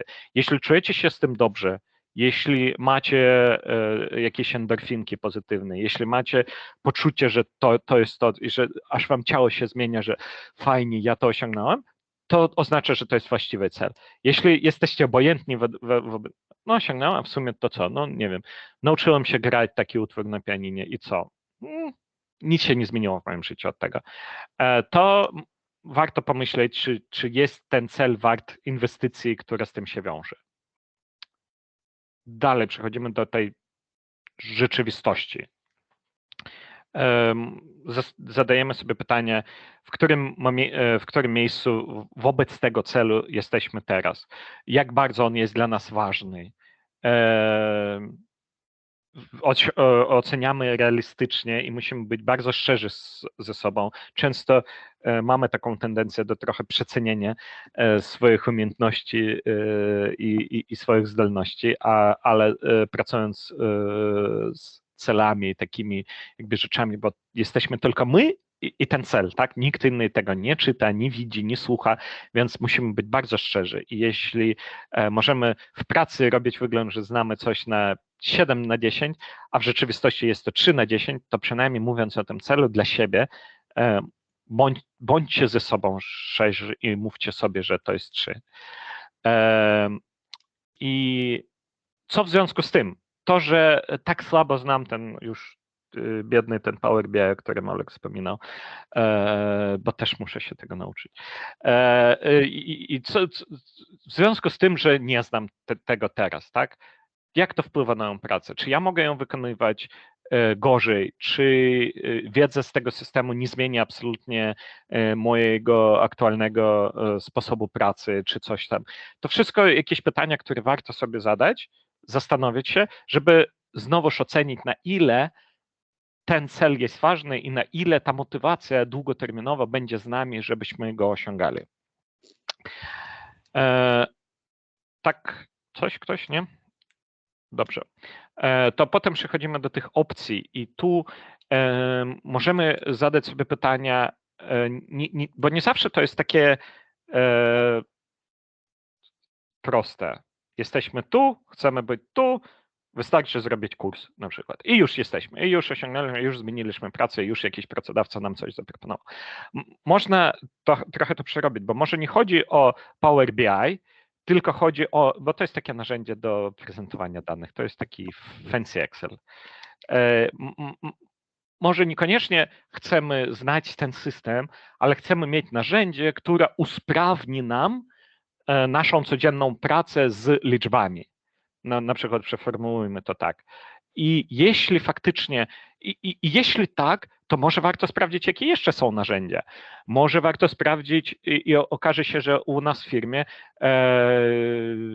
są szkolenia z jakiegoś innego systemu, albo inny system jest bardziej rozpowszechniony, albo inny system ma jakieś funkcje, które nie ma ten aktualny system, o którym nagle nam ktoś powiedział, my myślimy, czy warto w niego inwestować swój czas i tak dalej, i tak dalej. Jakby sprawdzić, bo nie zawsze celem może być nauczyć się systemu, tylko de facto celem jest usprawnienie na przykład swojej pracy za pomocą technologii, czy jeszcze czegoś, tak? Trochę to przeformułować i zadawać sobie pytanie, ten system do czego służy i czy są jakieś alternatywy i jeśli tego systemu nie będzie, to z czym zostanę i tak dalej, i tak dalej. Więc z badania tych opcji może was doprowadzić do kompletnie innego porzuceniu na przykład tego celu, o którym zaczęliście myśleć na początku, a zbudujecie jakiś kompletnie inny. Może okaże się, że nie musicie, skończy się tym, że nie musicie uczyć się tego nowego systemu, a na przykład postanowicie, że lepiej napiszecie swój nowy system, tak? Może, bo to będzie wam bliższe i przy okazji nauczycie się jeszcze kilku innych rzeczy, tak? Może to jest zbyt wyimaginowana sytuacja, ale mimo wszystko mówię tylko o tym, że takie opcje są możliwe. Czasem tak może się skończyć ten rodzaj myślenia. I dalej przechodzimy do ostatniego części, czyli will, czyli jak to zrobić. Co z tymi przemyśleniami, jestem tu, chciałbym być tu, co w związku z tym? Czy ja mam pójść na kurs? Czy mam znaleźć kogoś w pracy, kto mi pomoże i opowie? I możliwe, że ja nie muszę znać ten system, a muszę znać 3 funkcjonalności, o których mi może ktoś opowiedzieć i nauczy się tego w 2 godziny. Może mam zapisać się do jakiegoś programu mentoringowego, gdzie osoba będzie się dzielić wiedzą co miesiąc, na przykład jak polepszyć jakieś moje umiejętności tam, czy cokolwiek. I jedna z podstawowych rzeczy, co tu ostatni punkt, który tu mówię, co możesz zrobić, aby stać się bardziej zaangażowanym. Znowu wracamy do tego samego, o czym ja mówiłem przez całą tą sekcję o motywacji. Stawiając sobie te rzeczy, co mam zrobić, patrzcie przez swój własny pryzmat. Wy wiecie, na przykład, ja na przykład wiem o sobie, ja nie będę siedział 5 godzin przed ekranem robiąc jakiś kurs. Niekoniecznie to jest dla mnie idealny sposób uczenia się, ale na przykład 15-minutowe filmiki na YouTubie, które będą mi tłumaczyć poszczególne funkcjonalności, już do mnie przemawiają. Więc możliwe, że niekoniecznie muszę zapisać się do jakiejś platformy, robić tam jakiś kurs, który będzie trwał nie wiadomo ile, albo iść na uczelnię i podejmować studia podyplomowe, żeby polepszyć jakieś swoje umiejętności w tym konkretnym, bo na przykład ja w półrocznym zakresie czasowym, ile trwają te podyplomówka, czy rocznym, ja mogę stracić motywację. Niestety, na przykład jestem takim człowiekiem, który może to stracić motywację. Więc ja dla siebie ten cel będę formułował tak, żebym mógł mieć małe kroki, małe sukcesy dzięki tym małym sukcesom, bo ja będę wiedział, że wczoraj nie umiałem, a dzisiaj umiem, to mnie zmotywuje, żeby jutro nauczyć się jeszcze czegoś. Ja będę miał ten sukces i będę tymi małymi stopniami wspinał się ku górze. Mnie osobiście małe sukcesy na przykład bardzo motywują, zdecydowanie bardziej niż jakiś jeden duży sukces. Zostać doktorem, zrobić doktorat, tam kandydatem nauk, czy tam doktorem jakiś PhD tak zwany zrobić, mnie bardzo średnio motywuje, bo ja nie wiem, kiedy ja to osiągnę. Ale jeśli ja wiem, kiedy ja coś mogę osiągnąć, załóżmy za tydzień, za miesiąc, bo postawię sobie taki cel i to będzie mój mały sukces, to on mnie zmotywuje, żeby za miesiąc zrobić jeszcze coś, za miesiąc zrobić jeszcze coś i tak dalej, i tak dalej. To jest teoria, która pokazuje, że jedno idzie po drugim, po trzecim i te wszystkie elementy bardzo ładnie są ułożone. Praktyka jest trochę inna. Praktyka jest taka, że my możemy skakać między tymi kółkami, między sobą non-stop. My zaczynamy oceniać naszą rzeczywistość, potem przyskakujemy na nasz cel, potem wracamy na przykład do tego, ok, to co trzeba zrobić, żeby ten cel był, wracamy do celu, potem rozważamy nasze opcje, może wcale nie chcemy osiągnąć ten cel i tak dalej, i tak dalej. To wszystko jest wymieszane, nigdy nie idzie jeden w drugi, w trzeci, w czwarty, więc pamiętajcie o tym, nie bójcie się tego. Ważne, żeby zrobić, jeśli chcecie skorzystać z tego modelu i tak faktycznie podchodzić, oceniając, gdzie jestem, gdzie chcę być, jakie kroki mam zrobić i tak dalej. Takie może wskazówki ode mnie by były podstawowe 3 rzeczy, które bym sugerował zrobić. Po pierwsze, znajdować się w bezpiecznym środowisku, na przykład, żeby nie było obok małych dzieci, którzy mogą wam przeszkadzać pytaniami, potrzebami swoimi, na przykład jak są w przedszkolu, czy w szkole, czy u babci, czy jeszcze gdzieś, żebyście mieli przestrzeń, gdzie możecie się sfokusować, tak, żeby cichą, spokojną, bezpieczną przestrzeń, gdzie będziecie tylko wy i na przykład ta kartka papieru, czy ten ekran monitoru, na którym możecie o tym pomyśleć, tak. To jest pierwsze. Drugie, wspominałem o tym, bądźcie ze sobą szczerzy i bądźcie szczerzy. To, że wy słyszeliście, że nie wiem, załóżmy jakiś tam język programowania jest najbardziej popularny. Ja ciągle mówię o tym programowaniu, bo to jest coś, w czym ciągle się obracam, ale mimo wszystko myślę, że możecie to przełożyć na jakieś wasze tam cele, czy tam, nie wiem, marketing jest, czy tam digital marketing jest bardzo ważny, bo wszyscy siedzą w tych Instagramach. Bądźcie ze sobą szczerzy. Może wystarczy zatrudnić specjalistę albo znaleźć kogoś o podobnej pasji, kto na tym się zna i może niekoniecznie zatrudnić, ale razem zbudować, na przykład jeśli budujecie jakiś mały biznes sami z siebie, może ktoś już to umie i jeśli ten cel dla was nie jest motywujący sam z siebie, to trzeba rozważyć te opcje i pomyśleć, że może jakoś inaczej da się osiągnąć to, co chcecie, tak, żeby wasz produkt był wypromowany. Można gdzieś to outsourcować, są firmy, które na tym się znają i tak dalej, i tak dalej. Więc bądźcie ze sobą szczerzy. Jeśli nie chcecie tego się uczyć, wiecie, że musicie, ale nie chcecie, najprawdopodobniej będzie bardzo ciężko wam ten sukces osiągnąć. Dlatego jakby druga taka rada ode mnie to bądźcie ze sobą szczerzy. A trzecia, oczywiście, i może za mało o tym mówiłem, bądźcie konsekwentni. Jeśli już zapisaliście coś, jeśli już macie taką umowę ze sobą, że faktycznie taki jest cel, to osiągnę, jest to czasowo jakoś tam ograniczone i tak dalej, to bądźcie konsekwentni, nie róbcie tych podstawowych błędów, że no to dopiero za 3 miesiące, to zacznę jutro, tak, czy tam za miesiąc, czy za tydzień, czy coś, bo to nigdy nie działa w taki sposób. Zawsze, jeśli chcecie osiągać te sukcesy, to ten sukces idzie razem z konsekwencją i z codzienną pracą. Taka jest gwiazda, gdzie i takie pojęcie jak retrospekcja. I jeśli zrobiliśmy wszystko, co sobie założyliśmy i nadal cel został nieosiągnięty, ja bym sugerował zrobić właśnie taką retrospekcję i zastanowić się dlaczego. Bez mówienia lub myślenia o winie, że że coś tam nie tak, czy coś, ale zastanowić się dlaczego. Na przykład, bo Jezu, przepraszam, zaczęła się wojna, tak, i nie został ten cel osiągnięty. Ale mogą być i zdecydowanie mniejsze przyczyny i powody, dlaczego. I jeśli my, mówiąc o tej gwiaździe, i to jest takie jedno ze standardowych podejść właśnie w tym Agile'u, o którym wspominała Jana, to jest taka metodologia, według której próbujemy teraz dostarczać nasze produkty w UBS-ie. Jedno z podstawowych podejść, mieć co 2 tygodnie taką retrospekcję, na której zadajemy sobie pytania, co poszło dobrze, co poszło niedobrze. I w związku z tym dzielimy nasze pomysły na kilka kategorii.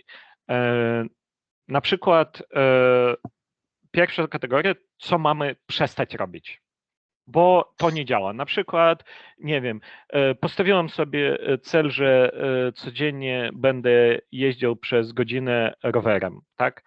Ale żeby to zrobić, na przykład postanowiłam, że będę wstawał o 6, żeby mieć dodatkowy czas, nie o 7, jak na przykład na co dzień robię, a o 6. No i widzę, że to nie działa. Nie potrafię, nie wysypiam się, jestem bardziej zmęczony, jestem jakiś tam... Mniej produktywny przez to, mniej że nie wyspany, produktywny, tak. Więc wiem, że tak nie działa. To nie oznacza, że mam porzucić cel jazda na rowerze przez godzinę dziennie, ale mam zdecydowanie porzucić cel wstawać o 6. Tak? Keep doing. Na przykład sama jazda, czy tam może dla niektórych bieganie, czy jeszcze coś, sprawia mi przyjemność. Tak? Ja mam tą pozytywną energię, więc ja chcę kontynuować tą jazdę. Może na początku, jeśli mój cel jest na przykład móc w godzinę przyjechać 10 kilometrów, a póki co na co dzień robię 6 kilometrów, to niech lepiej robić te 6 i po trochu budować tą formę, żeby osiągnąć te 10 kiedyś tam w przyszłości. I jeśli widzę, że to faktycznie ten wysiłek daje mi przyjemność. Potem może czegoś nam brakuje, na przykład pozostajemy przy tym celu rowerowym. Widzę, że ciągle po 6 kilometrach już nie mam siły. Już mi tracę jakieś tam kondycje, nie odpowiada i tak dalej. I wtedy na przykład uznaję, że brakuje mi na przykład dodatkowej diety.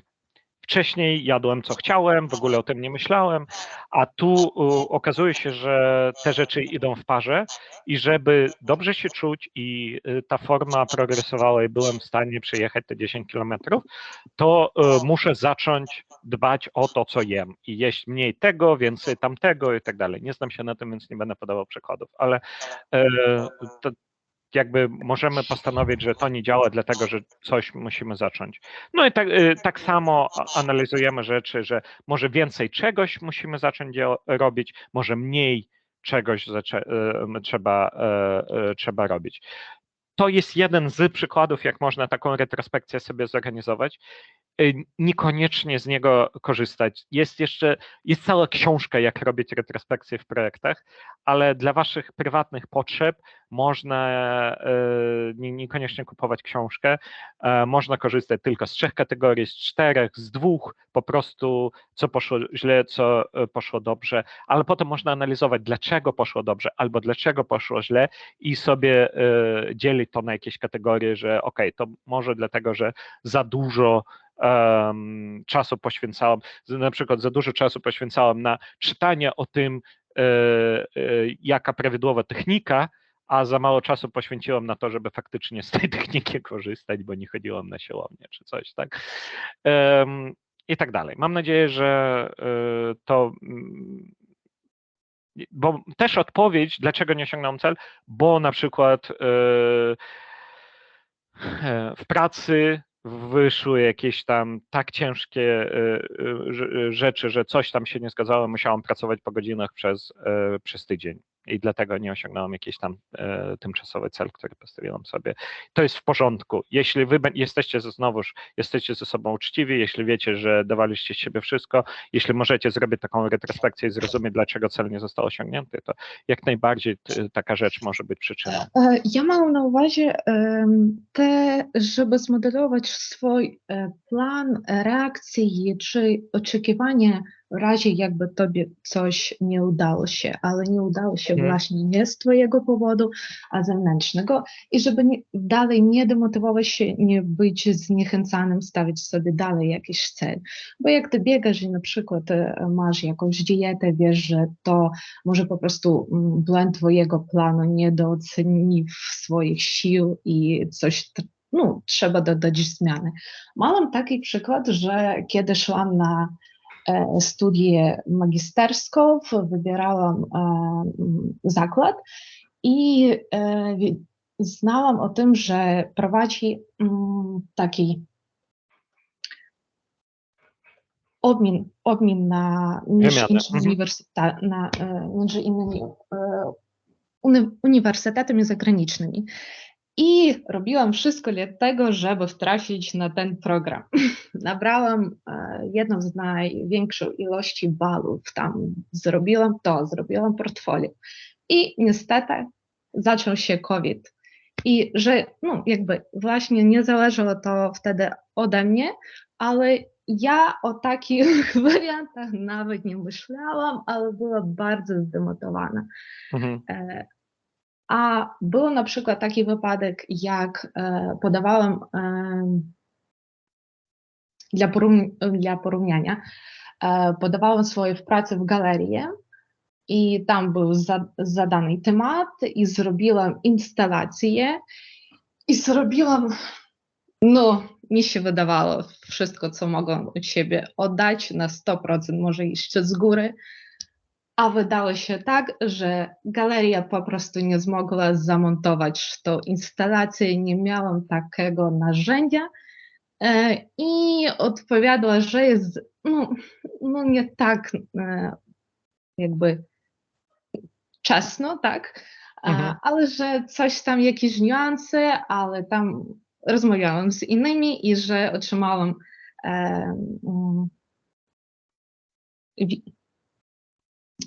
jakby odpowiedź nie byłam zaliczona, bo zrobiłam nie to, co było w kontekście tej wystawy, w kontekście własnej takiej technicznej, nie idejnej, ale technicznej. I może tutaj mogę powiedzieć, że nie popatrzyłam na taką sytuację, że mogę być i tak, nie tylko tam koncepcja i idea, ale i techniczna, tak? Bo trzeba na to patrzeć. Mogę tak przyjmować, że to jest mój błąd, tak?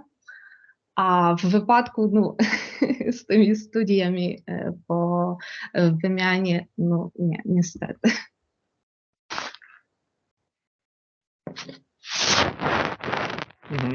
Jana, Oleg, wy mieliście do czynienia z takim właśnie budowaniem swoich oczekiwań, co będzie, jeśli nie osiągnę? Właśnie szukałem pierwszy raz pracy i bardzo mało miałam takie negatywne opinie, na przykład od swoich znajomych Ukraińców, i one mówili, że na przykład tam szukali pracy, nie wiem, tam 5-6 miesięcy, tak, i na przykład miałem zapisane, że właśnie miałem takie negatywne oczekiwania, że na przykład pierwsza praca, to mogę otrzymać po jakimś czasie, wiesz, także krótkoterminowy cel, tak było otrzymanie pracy, ale z rozumieniem tego, że na przykład te poszukiwania i utrzymania może zająć tak długi termin na przykład, tak?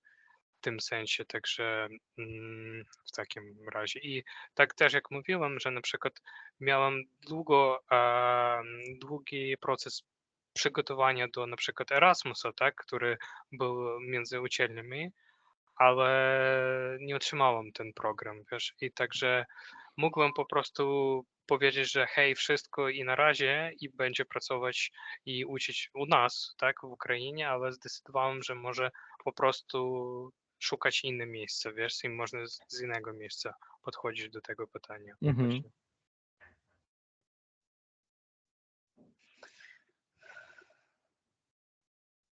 O oczekiwaniach, tak.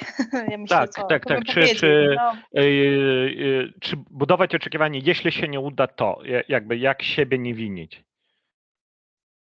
Właśnie mam takie podejście, że mam raczej zaniżone oczekiwania, tak do tego podchodzę, że jak dostaniesz czegoś lepszego, to super, dostaniesz jakby bardzo dużo satysfakcji z tego, tak, że dostałeś czegoś lepszego, ale zawsze nie mam po prostu wygórowanych takich oczekiwań i do tego tak siebie ustalam, nie, że jakieś minimum, czego chciałabym osiągnąć, na to się orientuję. W planie oczekiwań, ale w planie tego, czego chciałabym osiągnąć, to już inne jakby. To dla mnie takie dwa różne cele. To, czego mogę i to, czego bym chciała, tak? I ten, czego mogę na pewno, to już tak sobie z doświadczenia jakieś oceniam już swoje siły. Ale też biorę pod uwagę, że nie zawsze to zależy tylko ode mnie.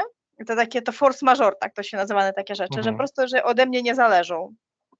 Na przykład w UBS-ie, tak? Ja bardzo dobrze, bo ja przyszłam do UBS-a w kwietniu, rok temu, w kwietniu. My mamy takie w UBS-ie takie wewnętrzne reguły, że możesz dostać podwyżkę, jeżeli pracowałeś co najmniej rok, tak?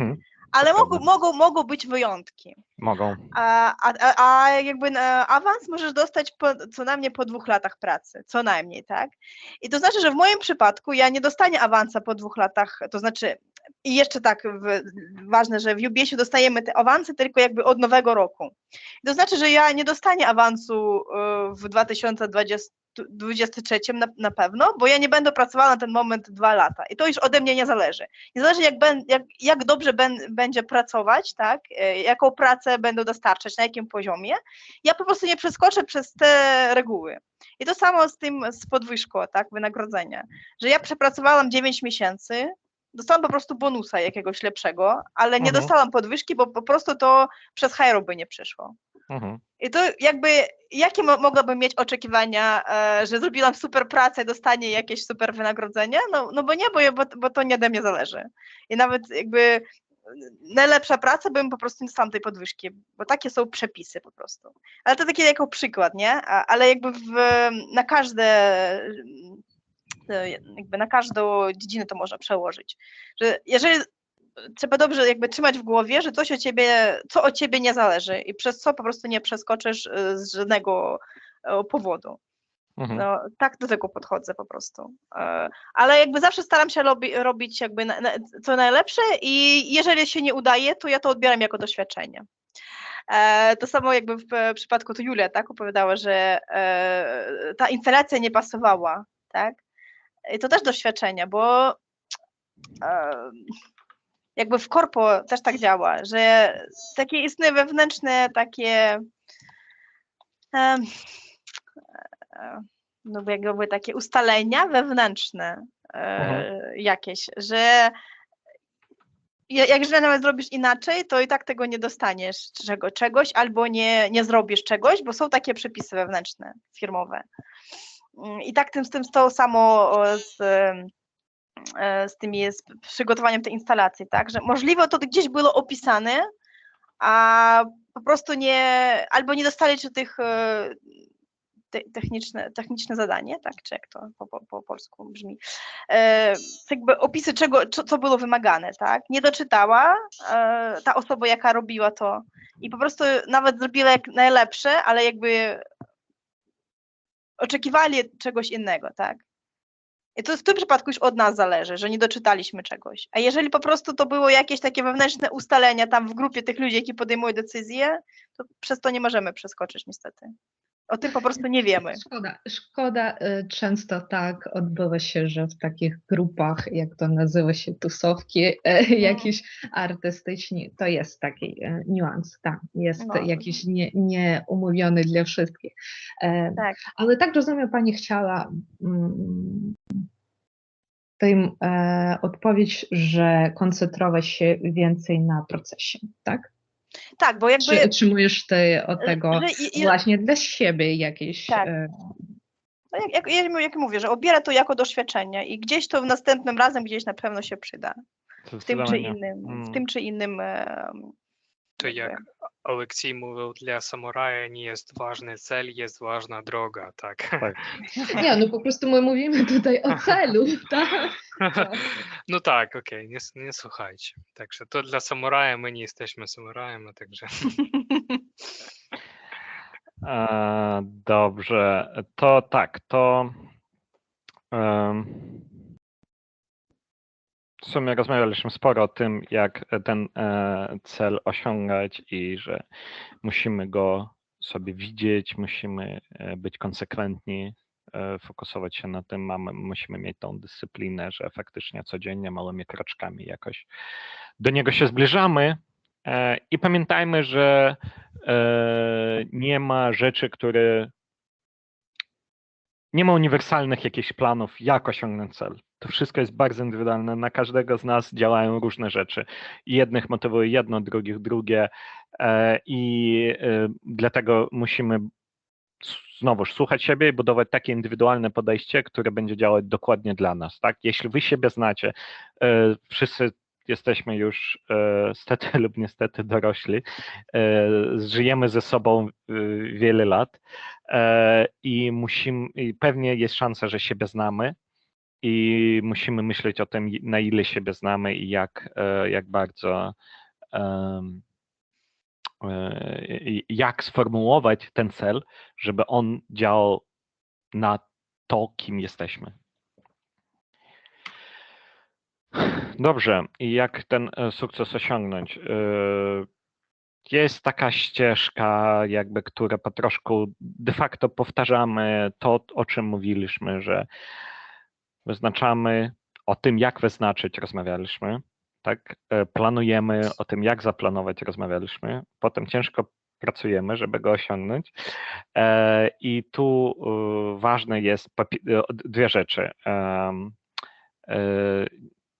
Nie zapominaj o przerwach, a druga, jakby celebruj te małe sukcesy. Tak, jeśli osiągnięcie naszego celu składa się z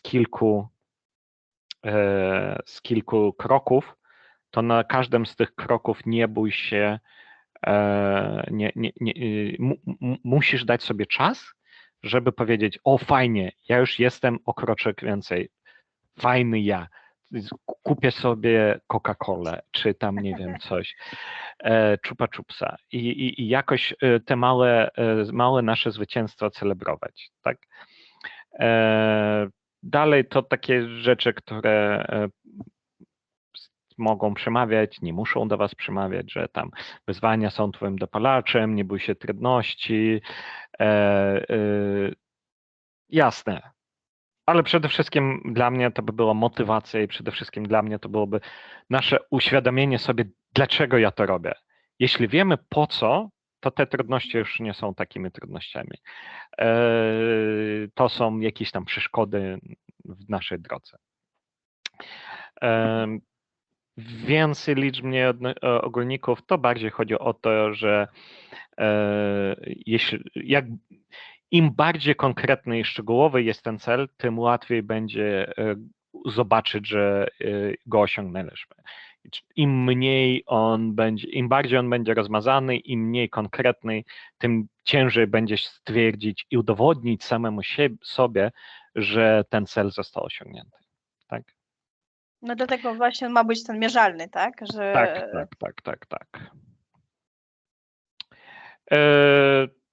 Tak, no i nasze oczekiwanie oczywiście będzie, że tu jesteśmy, tam jest cel i jest prosta droga, po prostu pójdę na ten trening i od razu zostanę specjalistą z jakiegoś programu, to nie. Po drodze generalnie będzie parę przeszkód, które trzeba będzie pokonać i czasem te przeszkody będą wyglądać na takie, które są nie do pokonania. I jeśli tylko wiemy, po co to robimy, to jestem przekonany, że jesteśmy w stanie znaleźć taki sposób i taką drogę, żeby czasem ktoś nas wesprze, czasem przekopiemy tunel i nie będziemy musieli gdzieś tam się wspinać, znajdziemy jakiś skrót, jeszcze coś, ale bez wewnętrznej motywacji nawet tą prostą drogą możemy nie przejechać. Z wewnętrzną motywacją te wszystkie przeszkody nie są dla nas problemem. Dobrze, o retrospekcji trochę porozmawialiśmy i tak jak mówię, jest bardzo dużo, jeśli wpiszecie sobie jakieś tam retrospekcje w Google, to jest bardzo dużo sposobów, jak je przeprowadzać, to jest tylko jeden z nich. Można zdecydowanie więcej znaleźć w internetach I w sumie fajne ćwiczenie. Jeśli mamy jakiś średnio lub długoterminowy plan, to jest fajne ćwiczenie, żeby czasem sobie regularnie, znowu wracamy, regularnie robić taką retrospekcję, takie review, a w sumie gdzie jestem i dlaczego ja tu jestem i czy mógłbym być w innym miejscu bliżej tego celu i jeśli tak, to co poszło tak, albo o fajnie, że aż tu jestem, a co właściwie zrobiłem, że aż tu się znalazłem. To pomoże banalnie nawet w zrozumieniu siebie bardziej niż rozumiecie dotychczas. Właśnie chcemy porozmawiać o jak to wszystko, o czym do tego rozmawialiśmy, można sobie jakby przełożyć w pracy, tak? Jak sobie zbudować swoją karierę, jak zaplanować sobie tą ścieżkę swoją zawodową. I chciałabym zacząć od tych liczb, tak, że jeżeli pracujemy, mamy taką pracę biurową, tak, nie chodzi nam o pracę jakąś artystyczną, czy jakoś swój własny biznes, bo tam wiadomo pracujemy 24/7, tak, jeżeli mamy własny biznes jakiś. A jeżeli pracujemy jakby taką praca biurowa, tak, to typowo to 40 godzin, zgodnie z prawem, ale w miesiącu już wychodzi 160 godzin, a jeżeli przeliczymy to w skali całego roku, to około 2000 godzin. I to jakby taka trzecia część naszego życia, tak, spędzamy w pracy.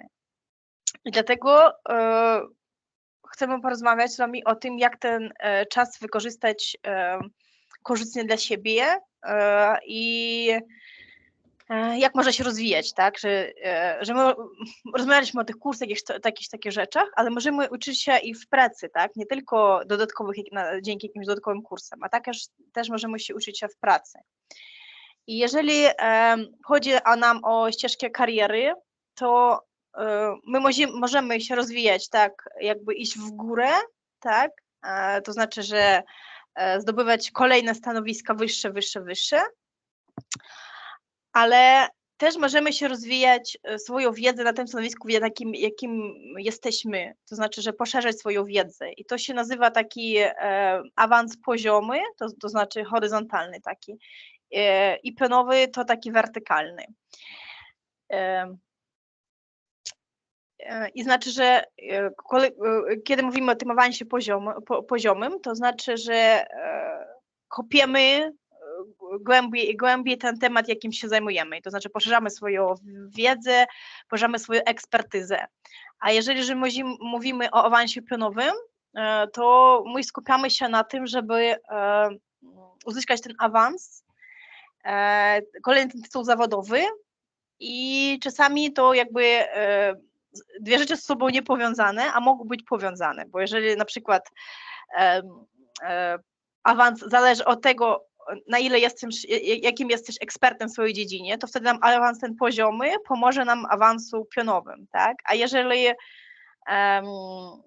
to jakby rzeczy niepowiązane pomiędzy sobą, bo trzeba po prostu jakieś formalne rzeczy wykonywać. Jak często jest w korpo, że po prostu, żeby dostawać awansy, to takie po prostu jest taki checklista taka i tam te rzeczy musisz sobie wypełnić. Nie tylko dobrze pracować, a jeszcze robić jakieś dodatkowe aktywności, proponować jakieś ulepszenia na przykład i tylko wtedy pójdzie ten awans pionowy. Ale to nie, jakby dwie rzeczy niesprzeczne. Można ich robić jakby paralelnie sobie. I właśnie jeżeli staramy się o jakikolwiek awans, tak, to musimy sobie jakby to też zaplanować w jakiś sposób. I jak możemy sobie pomóc w tym rozwoju swojej kariery? No, już mówiliśmy dużo o o stawianiu tych celów i planowaniu swojego rozwoju. To właśnie ta część, że zaplanuj swój rozwój, tak, że trzeba szukać odpowiednich kursów i możliwości rozwoju albo szukać ich w pracy. Ale żeby do tego już dojść, czego trzeba zacząć? Trzeba ocenić, na jakim etapie znajdujesz się obecnie. No i ważne to, żeby też zrozumieć, czy my naprawdę chcemy tego awansu, czy nie, czy po prostu czy robimy tego awans jakby dla awansu, ale to też jakby każdy wybiera dla siebie, tak? Dlatego trzeba też jakby zrozumieć, że czy te obecne stanowisko pracy nam pasuje, czy ta firma nam pasuje, czy umiejętności, jakie mamy i zdobywamy dzięki tej pracy, to czego chcemy. I od tego, jak ocenimy tę swoją pozycję, tak, obecną, od tego zależy, jak my sobie zaplanujemy swój rozwój tej kariery.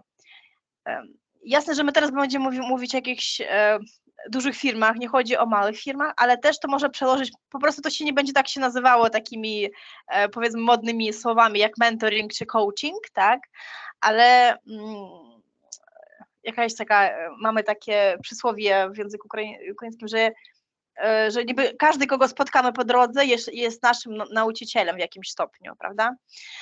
Że jakby każdy kontakt z jakimś człowiekiem innym coś nam daje na pewno, czegoś od niego się uczymy. Ale to takie przypadkowe ludzie, powiedzmy, albo w pracy, albo gdzieś tam w życiu spotkamy. Ale teraz jakby coraz bardziej popularne staje się takie korzystanie z usług mentora albo coacha. I właśnie czym to się różni, że mentor, on jakby nam pomaga jakby jeżeli już wybraliśmy coś, to on nam po prostu pomaga i wskazuje, jak lepiej to osiągnąć. A jeżeli mówimy o coachu, to coach to raczej taki człowiek, jaki nam pomaga nie podtrzymać motywacji, a po prostu zdecydować się, tak, czego chcemy, wyobrać ten kierunek. Також свою кар'єру możemy budować poprzez networking. Co to jest networking? To taka zbudowanie sieci kontaktów w swojej dziedzinie albo po prostu różne kontakty, bo naprawdę czasami jakby poszukiwanie pracy albo jakiś rozwój jest po prostu losowa jakaś taka rzecz, przypadek. I o tym opowiadam właśnie o tym networkingu. To też jakby dobrze się pomaga w networkingu, jakby albo swoja praca, albo chodzenie na jakieś spotkania takie waszej dziedzinie na przykład. Ja nie wiem, jakby my mamy różne, tak, ludzi tutaj jakby w tej grupie z różnym doświadczeniem, ale że na przykład ja dostałam prośbę popatrzeć tam na CV jednego z was i tam było, że chyba Iryna była, tak, że chce się rozwijać w tej dziedzinie powiązanej z kariernym rozwojem takim. I dla tego człowieka, gdzie można zbudować sobie taki networking? Pójść na targi pracy na przykład. To jest najlepsza opcja, jakby, gdzie można zbudować sobie networking. Jeżeli mówimy takie nie wiem, zwrócimy tego programowania, to też to się nazywa meetupy, takie też modne takie słowo, że ludzie, jaki programują w tym samym języku albo tworzą, nie wiem, aplikacje mobilne, albo, nie wiem, strony internetowe, to oni robią sobie takie spotkania jakieś regularne, gdzie po prostu przychodzą sobie i gadają o różnych rzeczach, jakie jest dla nich ważne w tym momencie. Nie wiem, czy pojawiła się jakaś nowa funkcja jakaś, czy jakaś nowa możliwość się pojawiła i oni o tym gadają sobie i tym samym ludzie budują sobie networking. W pracy też możemy najłatwiej ten networking budować w pracy, przez to, że pracujemy z tymi ludźmi, tak, i na różnych projektach, na różne zadania, albo po prostu ktoś szuka jakiejś wiedzy, a ty ją masz i pomagasz temu człowiekowi i już nawiązujesz z nim jakieś relacje. Ale też jakby w budowaniu networkingu też pomaga jakiś social media, no jakby na przykład ten sam LinkedIn, tak, że jeżeli my robimy publikacje na LinkedIn w naszej dziedzinie, jakiejś takiej, nie wiem, w tym, w czym jesteście ekspertem i chcecie podzielić się tą wiedzą albo jakimiś osiągnięciami swoimi, to te posty będą przyciągali ludzi, jakie mają te same interesy jak wy. I też można budować w taki sposób te relacje. Tutaj jakby... No. Sorry, Jana, ja chcę powiedzieć, że na przykład po tym pierwszym naszym spotkaniu, na przykład, tak, moja komórka po prostu słyszała wszystko, co my mówiliśmy, tak, i potem na przykład po tym miałam reklamę na YouTubie, że hej, mamy trening, chcesz na trening. Facebook oferował mi na przykład jakieś meetupy w ofisie jakiejś korporacji, tam, że nie wiem, Carrefour ma dzień otwartych drzwi dla kogoś, kto chce przyjść i tak dalej, wiesz? I na przykład myślę, że to jest takie związane, że po prostu stawisz, że moje oczekiwania, nie wiem, interes i po prostu algorytmy oferują dla ciebie. Na przykład po prostu tam 2 godziny w czwartek tak mówili o tym temacie i potem całe 5 dni otrzymam teraz różne nowości, że może na spotkanie do takiej firmy przyjść. Także Tak. Big Brother watching you. tak, tu Big Brother offering you, naprawdę, tak? No tak, no przez to, że watching. Tak, właśnie, ale też jeżeli na przykład na jakimś spotkaniu ustalicie sobie jakąś relację z człowiekiem, a ten człowiek jak dostanie jakąś inną relację, po prostu zaprosi was na jakieś kolejne spotkanie, tak? I to jakby tak to między sobą powiązane. Ale też ważne dla tego wszystkiego mieć taką jeszcze osobowość, żeby te kontakty nawiązywać. Wiem, że to jest bardzo trudna opcja, czasami dla ludzi, wyzwanie czasami. I te budowanie networkingu właśnie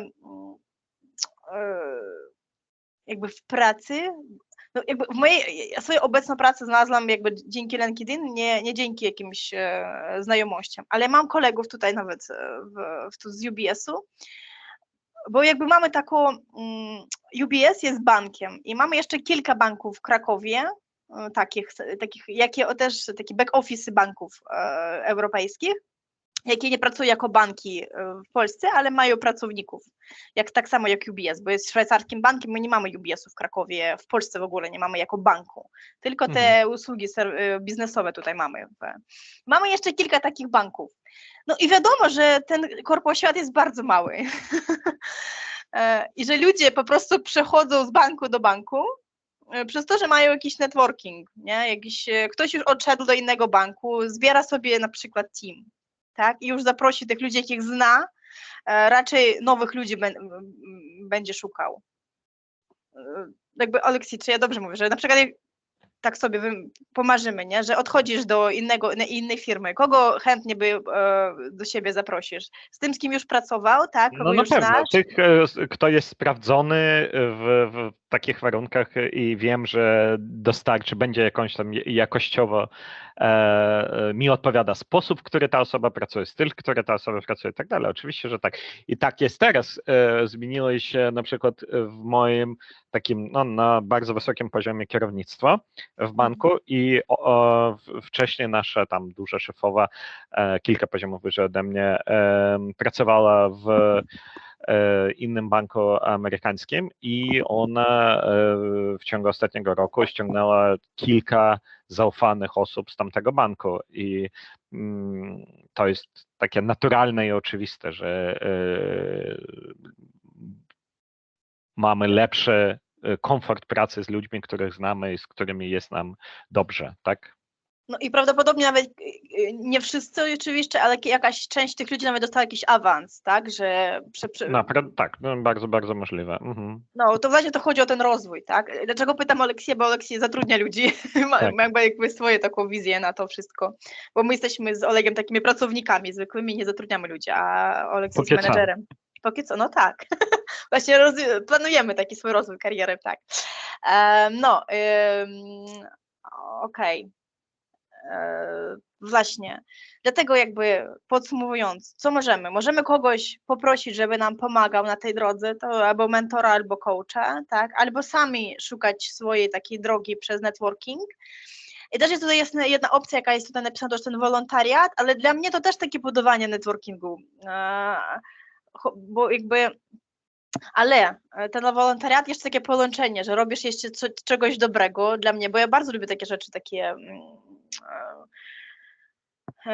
bo dużo w swoim życiu robimy za darmo, tak? Ale za darmo możesz to zrobić tak, że nie dostaniesz od tego żadnej satysfakcji, jakiegoś zadowolenia z tego, a mnie jakby sprawia ten taki wolontariat, sprawia jeszcze do tego, że zrobiłam coś, czuję się, że zrobiłam czegoś dobrego. I przez to jeszcze poznałam ludzi i pomogłam komuś. I dlatego taka też to budowanie takiej swojej kariery. Bo ja nie wiem, jak teraz w Ukrainie, bo za moich czasów, to znaczy 8 lat temu, to jeszcze nie był taki wolontariat bardzo popularny, nikt na to nie zwracał uwagi. A teraz, a w Polsce na przykład nawet dzieci, żeby dostać miejsce do jakiegoś, bo jakby taka jak systema, jak zbudowana szkolna, że jakby takie szkoła, potem jest liceum albo technikum, tak, i do takie dwie drogi. I żeby dostać jakieś miejsce w tym liceum takim na wyższym poziomie, w tym rankingu, to jakby do lepszego się dostać, to ten wolontariat się liczy nawet u dzieci na przykład. Ja nie wiem, czy jako UBS, no to zwracamy uwagę na wolontariat, ale jeżeli rozpiszemy ten wolontariat, co robiliśmy tam, jakie funkcje mieliśmy tam, że może być wolontariat, ale ten wolontariat być jakimś takim, nie wiem, jakoś drobna rzecz, a może być taki wolontariat, że ten człowiek po prostu organizował cały proces, na przykład podczas tego wolontariatu. I to już super doświadczenie takie, chociaż nie zawodowe, a przez wolontariat, ale możemy pokazać, że mamy te zdolności organizacyjne, nie? Na przykład. Okej, tutaj jakieś pytania macie do tego? Czy idziemy dalej? Okej, jakby coś, to nie widzę czatu, jak co mówicie mnie. Nie ma nikogo tam, nie? Okej, nie, żadnych pytań. Dobra. No właśnie, to jest bardzo ciekawy temat, że im więcej znamy, tym nam się wydaje, że nie znamy nic. I to jest taka, jak to się nazywa?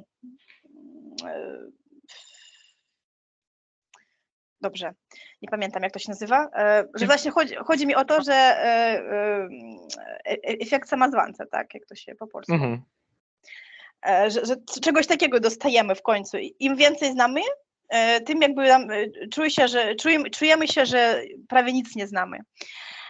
Ale ludzie, jakie w ogóle nic nie znają, tylko rozpoczynają swoją drogę, myślę, że przeczytawszy jeden artykuł jakiś, już znają wszystko na ten temat. I to właśnie o to chodzi, że jakby nasze doświadczenia i różne jakby nie tylko doświadczenia praktyczne takie, ale taka wiedza też, właśnie buduje się taką, jak te schodki, że najpierw kiedy ten niebieski tam na samym dole, nieświadoma niekompetencja, bo człowiek po prostu tylko zaczyna jakieś tam coś robić i nie wie, jak to trzeba zrobić, ale myśli, że, jak już mówiłam, że przeczytawszy jeden artykuł, wie wszystko. I dlatego ten człowiek po prostu nie rozumie, że on nic nie zna, bo on nie widzi tej całej tego big picture. Szerszego obrazka, tak. Tak. Nie widzę tego po prostu. Potem już kiedy uczymy się czegoś, to wtedy już dochodzimy do tego, że czegoś nam brakuje i tego mamy się uczyć, ale już to rozumiemy, tak? To już będzie świadoma niekompetencja, że już wiemy, czego mamy się nauczyć, żeby być kompetentnymi w swojej pracy. I kiedy już zrozumieliśmy, czego potrzebujemy, już tego się nauczyliśmy, to dochodzimy do tego kolejnego etapu, do tej świadomej kompetencji, tak? I wiemy już, co umiemy i niby znamy sobie cenę, tak by to określiłam, że mamy już doświadczenie i wiemy, jakie mamy doświadczenia i jaką mamy wiedzę i to możemy zaproponować jakby na rynku pracy, tak? Jakby w ogóle w pracy. Ale jakby nie stoimy na miejscu, tak? Rozwijamy się dalej, się rozwijamy i dochodzimy do tego, że już znamy tyle i znamy, że dużo jeszcze czego nie znamy po prostu i że ten świat jakiś taki wielki i tak dużo się dzieje, że my mówimy, że jakby jestem doświadczony i po prostu robię to, co robię, ale jeszcze tam mogę się rozwijać na przykład. I to wtedy już jakby mamy taką wiedzę i praktyczną i w ogóle takie doświadczenie, że po prostu dobrze robimy swoją pracę, tak? Ale już wtedy nie uświadamiamy, że jesteśmy kompetentnymi, bo to jaka taka praca zwykła na co dzień. Po prostu robimy to, nie? I jakby, no, nie myślicie, że jesteście jakimiś ekspertami. Po prostu, bo to moja praca, ja jej dobrze robię i tyle. I to też jakby dla mnie na tym etapie może być, nie wiem, to jakby moje takie spostrzeżenie, że ludzie na tym etapie, na tej nieświadomej kompetencji mogą sobie po prostu tak zastopować się, nie? I już się nie rozwijać. Bo to jakby te schodki, dla mnie to nie taka, jak powiedzieć, ten fioletowy to niekonieczny etap, nie? Bo my jakby możemy chodzić po kołu w tym przypadku. Bo jeżeli jesteśmy już takimi kompetentnymi ekspertami w jakiejś dziedzinie, to wtedy może coś się nowego pojawić po prostu. I wtedy zaczynamy od nowa, nie? Że uczymy się i idziemy do eksperta. Jeszcze No. ja bym powiedział, że ten ostatni, ten fioletowy, to na jakimś tam innym obrazku wiedziałem, że jest zaznaczony jako, że nie wiemy, że potrafimy. No tak. Że właśnie jakby w kontekście tego, co tam na niższych jest napisane, że na początku naszej pracy, na początku naszego zapoznania się z tematem, my nie wiemy, że czegoś nie potrafimy, więc wydaje nam się, że wiele umiemy. Potem budujemy, że wiemy, że nie potrafimy, potem wiemy, że potrafimy, a potem nie wiemy, że potrafimy. Jest olbrzyma ilość rzeczy, które po prostu nie wiemy, że umiemy. Po prostu przez to, co robiliśmy, przez nasze doświadczenia, niektóre rzeczy dla nas są tak oczywiste, że nawet nie zastanawiamy się, jak je robić, a dla niektórych to jest cała nowa obszar i coś takiego wow. A dla nas to jest jakieś tam po prostu klikanie i wiemy, że to tak działa i tyle. No. Czy może ktoś by chciał się podzielić, może czegoś takiego się doświadczył jakby w swojej pracy czy w życiu, że w każdym etapie, że kiedy na przykład myśleliście, że wiecie wszystko na ten temat, a jak się okazało, że niczego nie wiedzieliście. Czy może ktoś by chciał się takim się podzielić? Ну, можу поділитися таким, що знам добре, що такий proces, kiedy przyjechałam w Polsce. Kiedy byłam w Ukrainie, wiedziałam, co wszystko знаю w tej dziedzinie, a od kiedy popałam teraz, zjawili się takie nowe rzeczy, jakie potrzebuję osiągnąć w innym języku, innymi sposobami i to jest takie wrócenie po tej drogie do niż. To może jakiś konkretny przykład, bo jakby to mówimy takimi ogólnymi rzeczami. Co jakby dokładnie, jeżeli chciałby się podzielić, no jakby o co chodzi, nie? No jakby. O co chodzi? Jaka dziedzina, nie? Tam даже w różnych takich pytaniach, jak tam edukacja, doradztwo zawodowe, bo ja w ostatnim czasie tym zajmuję się, no kiedy nie znam dobrze języka, w jakim potrzebuję poszukiwać pracy, to wychodzić, co nie wystarczy tych kompetencji dla tego, co prowadzić te, co mamy w Ukrainie. I jest taki ten kompleks tego, co powiedzieli samozwańca i on potrzebuje innych jakichś uczeń. To tylko kwestia językowa, czy po prostu inaczej ten zbudowany rynek pracy w Polsce, o to chodzi, czy kwestia językowa tylko? No i więcej kwestii językowa, więcej. No, potrzebuje jakichś takich nowych rzeczy, jakie będzie motywować w rozwoju w innym kraju. Okej. Dziękuję za doświadczenie takie, za podzielenie doświadczeniem. Ktoś jeszcze może jakieś Takie może przykłady. podzielić się swoim doświadczeniem, bo w Ukrainie miałam swoją firmę, byłam przedsiębiorcą i kiedy stała się ta wojna, to było taka, no myśleliśmy, że to będzie niedługo wszystko i byliśmy takie zaskoczone z tego wszystkiego. I właśnie tego syndromu samozwańca to pewnie wszystkich, które ludzie krytyczne, one to zaczepiają ten syndrom, bo zobaczyłam takie prawdzie w oczy, że no jakby kiedy ty jesteś przedsiębiorcą, to ty wiesz wszystko o każdej działce, ale do głębu ty no, nie idziesz nigdzie, bo ty masz ludzi, którzy to robią.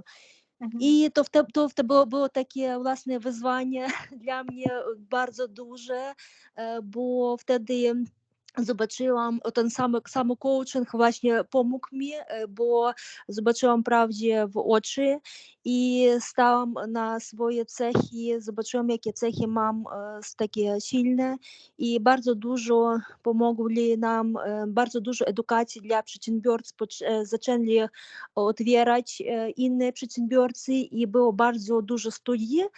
I przez właśnie rok muszę naprawdę powiedzieć, że wyrosłam pewnie na lat 10 za ten rok niż było przed tym, bo bardziej wyuczyłam komputer no i w ogóle zobaczyłam prawdzie w oczy, że no, czego chcę naprawdę, co umie, co nie umie. No to taki był rok wyzwania. Dzięki. A jak mogę zapytać, to ten coach jakiś tutaj z Polski, czy co to było w ogóle za doświadczenie? Bo ciekawe takie doświadczenie, bo myślę, że nie każdy ma takie. No taki, no jakby taki był, jest taki Aleksander, no bardzo dużo jakby dla mnie, jak dla przedsiębiorcy, stało bardzo dużo otwierać się tych, no może, że była podpisana, jestem zawsze aktywna i może tak, no jakby złapałam dużo informacji, taka, która mnie no i skończyłam te studia swoje MBA, no, która rozwija i nawet w tym razie teraz studiuję ten Coursera Google Internet Marketing, bo myślę, że to też zawsze trzeba, jakiej by ty branży nie pracował, to teraz jeżeli ciebie nie ma w internecie, to ty nie istniejesz, to jakby, no to taki był dla mnie ciężki rok, ale rok rozwoju. Super doświadczenie. Dzięki. Dziękuję bardzo. To jeszcze może ktoś się chce coś powiedzieć. Z jakimi właśnie w tym, bo jakby w takiej sytuacji jesteśmy, tak, że wyszliśmy poza tę zonę komfortu, tak, i ta wiedza, jaką mieliśmy, nie zawsze przydatna na innym rynku. No właśnie to ja też tego się doświadczyłam, że ja pracowałam jako ekolog i byłam jakby zapotrzebowana na rynku, ale jak przyjechałam do Polski, to po prostu już nie dam rady pracować sobie. Chociaż myślałam, że dużo wie, ale jak się okazało, że nie potrafię tego robić, przez to, że nie mam wystarczającej wiedzy na to, tak. Myślę, że to taki rok na takie wyzwanie na samokrytyczność i no, czy zmoże człowiek zobaczyć sobie w oczy naprawdę jak to jest i na wewnętrzną siłę, no myślę tak, że to takie emigracja taka zmuszona to jest takie wyzwanie dla człowieka. Okej. No tak, no jakby mi się wydaje się, nawet ludzie, jakie zostali w Ukrainie, mają inaczej budować teraz swoje życie, bo jakby rzeczywistość się zmieniła. Bo emigracja to jakby jeszcze plus emigracja, tak? Nowy język, nowe ludzie, ale nawet ta cała sytuacja, co się dzieje teraz w Ukrainie, w ogóle jakby wszystko się zmieniło. Bo na przykład mój tata, on był przedsiębiorcą, i po prostu nie może teraz robić swojej pracy przez wojnę. Jakby on teraz nie pracuje i to bardzo jakby go męczy, tak bym powiedziała. Ale właśnie takie, bo to wiesz, też jest wyjście poza komfort, poza zonę swojego tego komfortu i się człowiek albo się poddaje i nic nie robi, tak, albo szuka możliwości, jak to zmienić. No i wy właśnie szukali takiej możliwości i znaleźli, tak, bo nie tylko te ludzie, які opowiadali o swoim doświadczeniu, bo wy kiedy podjęli tę decyzję, żeby się zapisać na jakiś taki kurs, to już jakby ten krok od pierwszego do drugiego co najmniej, nie, że chcecie się rozwijać. Okej, dobra, to jeszcze jakieś, czy przechodzimy do kolejnego slajdu? Potwierdzam, co дуже pomaga coaching. Ja już 6 lat w coachingie i jeżeli by nie miałam instrumentu coachingowym, to było bardzo by długo i ciężko to sięgnąć. I jak pani mówiłam, co wolontariusz, coaching, mentoring, to chciałam by zaproponować dla uczestników tego kursu wolontarskie posługi coachinga, jeżeli kto chciałby to spróbować. Super, no już Tylko dla uczestników czy dla prowadzących? Tak, właśnie. Też chciałam zapytać. Ja mogę spróbować i dla prowadzących. Będzie dużo rada. Super, no bo chciałam dla się też zapytać, no dlaczego nie? No super, warto skorzystać z takiej opcji. Okej. Dobra, to powiedzcie mi, kto mówi, bo ja nie widzę imię, do kogo się zwracać. Dobra, Natalia, okej, dobra, dziękuję bardzo. Dobra, to jeszcze coś, czy idziemy też dalej? Okej, dobra, to następny slajd. Właśnie tutaj my rozmawialiśmy o tym rozwoju i musimy sobie jakoś zaplanować swój czas, tak? Bo jak już pokazywałam na początku, że my jakby trzecią część swojego życia po prostu spędzamy w pracy, tak? Ale nie każda praca nam pozwala pracujemy robimy swoją robotę, ale to, żeby się rozwijać, czasami jest potrzebny dodatkowy czas. Tutaj takie po prostu rekomendacje, jak sobie ten czas zaplanować. Jeżeli bierzemy jakby cały czas za 100%, to od tych 100%, 70% mamy się rozwijać w swojej pracy. Jeżeli jakby ta praca nam się podoba i chcemy rozwijać, tak, oczywiście. I to chodzi o to, że co rozmawialiśmy, o te poziomy, o te rozwoje, awansy pionowe i poziomowe, tak? I to właśnie ten 70% to taki rozwój raczej poziomowy, ale też może być i pionowy. No właśnie my codziennie, co robimy w swojej pracy, szukamy możliwości czegoś nowego się nauczyć, tak? I to znaczy, że uczymy się i rozwijamy się przez doświadczenia, przez robienie czegoś własnoręcznie. Ale też, jak już wspominałam, że każdego człowieka, jak go spotkamy po drodze, też może nas czegoś się nauczyć. Jeżeli współpracujemy z kimś i czegoś nie znamy, to nie trzeba się bać się i pytać po prostu. I możemy się uczyć się od innych. I to znaczy, że te 20% tego rozwoju i nauki od innych, podczas pracy, nie? Że jakby współpracujemy i albo patrzymy, jak ktoś, nie wiem, się zachowuje z klientami, albo jak ktoś pisze maili, czy jak ktoś tłumaczy jakoś informacje i tego możemy się uczyć, jak ktoś przygotowuje prezentację, nie? Jakby na przykład, bo dzisiaj o tym wspominaliśmy, że komuś się spodobała tak prezentacja. Właśnie jak chodzimy na jakieś prezentacje, czegoś tam się doświadczamy i kiedy będziemy sami robić taką prezentację swoją, to możemy gdzieś tak sobie przypomnieć, pamiętam, że tak było to podzielone, albo takie ilustracje były dobrane, albo jeszcze jakieś takie rzeczy. Albo na odwrót, że coś mnie, tak to oni robili tą prezentację, mi się to nie podobało i nie będę robił tak jak oni, tak? Też... Tak, że jakby uczymy się nie tylko dobrego, tak, a też doświadczamy co było zrobione nie tak, jakbym nie zrobiłam, polski, trudny polski język, nie zrobiłam, ale jakby to też jakby takie doświadczenie, tak, i tego możemy się nauczyć się od innych.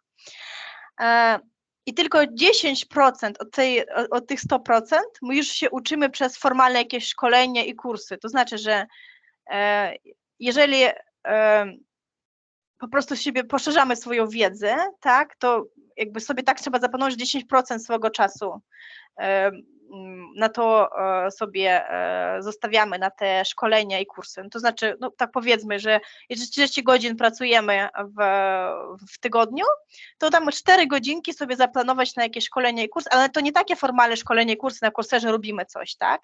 To ja nie wiem, jakieś po drodze w pracy można posłuchać jakiś podcast, nie? Albo jakiś artykuł przeczytać, albo jakąś książkę i jakby po pracy tam, albo nawet w trakcie pracy, jeżeli się udaje tam sobie poświęcić. Jeżeli tak te nawet 10%, około 40 godzin, to sobie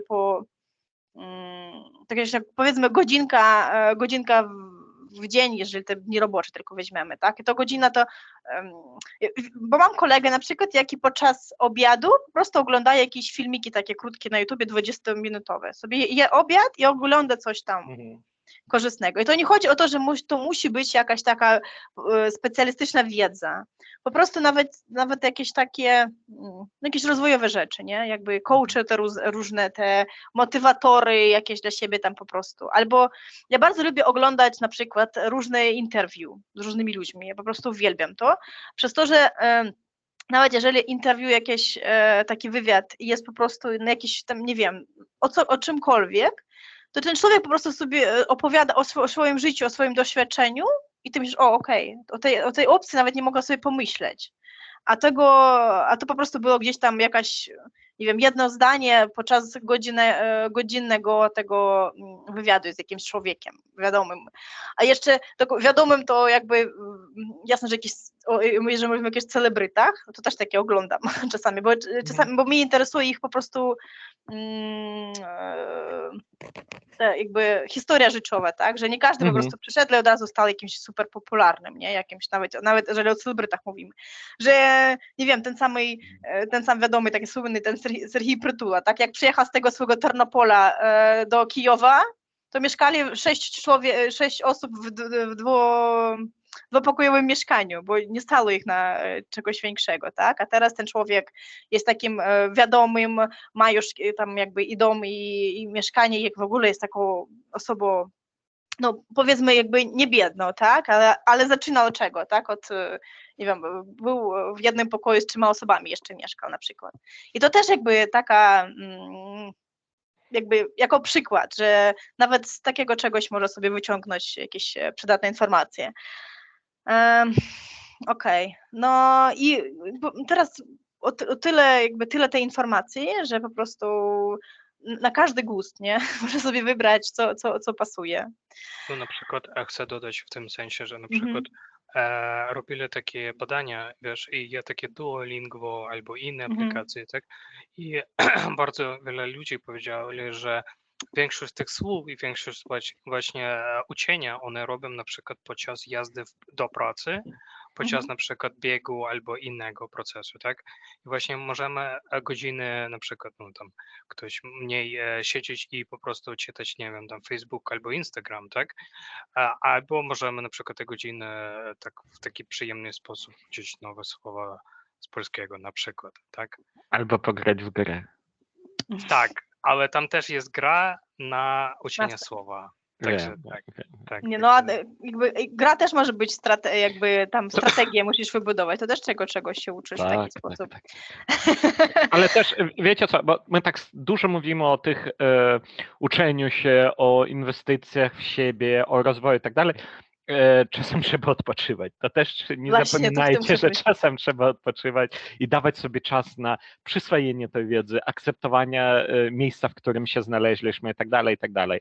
Nie, jeśli wy położyliście się na 5 minut, czy przez 5 dni nie tykaliście czegoś nowego, to nie oznacza, że już jesteście złym człowiekiem. Dawajcie sobie czasy, przestrzeń na odpoczynek i na przyjęcie tego, co naokoło was się odbywa. To jest ważne, potrzebne i absolutnie niezbędne do tego, żeby mózg nawet banalnie sobie przyswajał tą informację. Nie możemy ciągle żyć w ciągłej 24/7 nauce. Tak. Uważam, to chciałam powiedzieć, ale też jakby zależy, jaką pracę robisz. Nie? Jeżeli pracujesz fizycznie, to dla ciebie zmianą jakby pracy po prostu będzie jakieś intelektualna jakaś robota, nie czytania książki.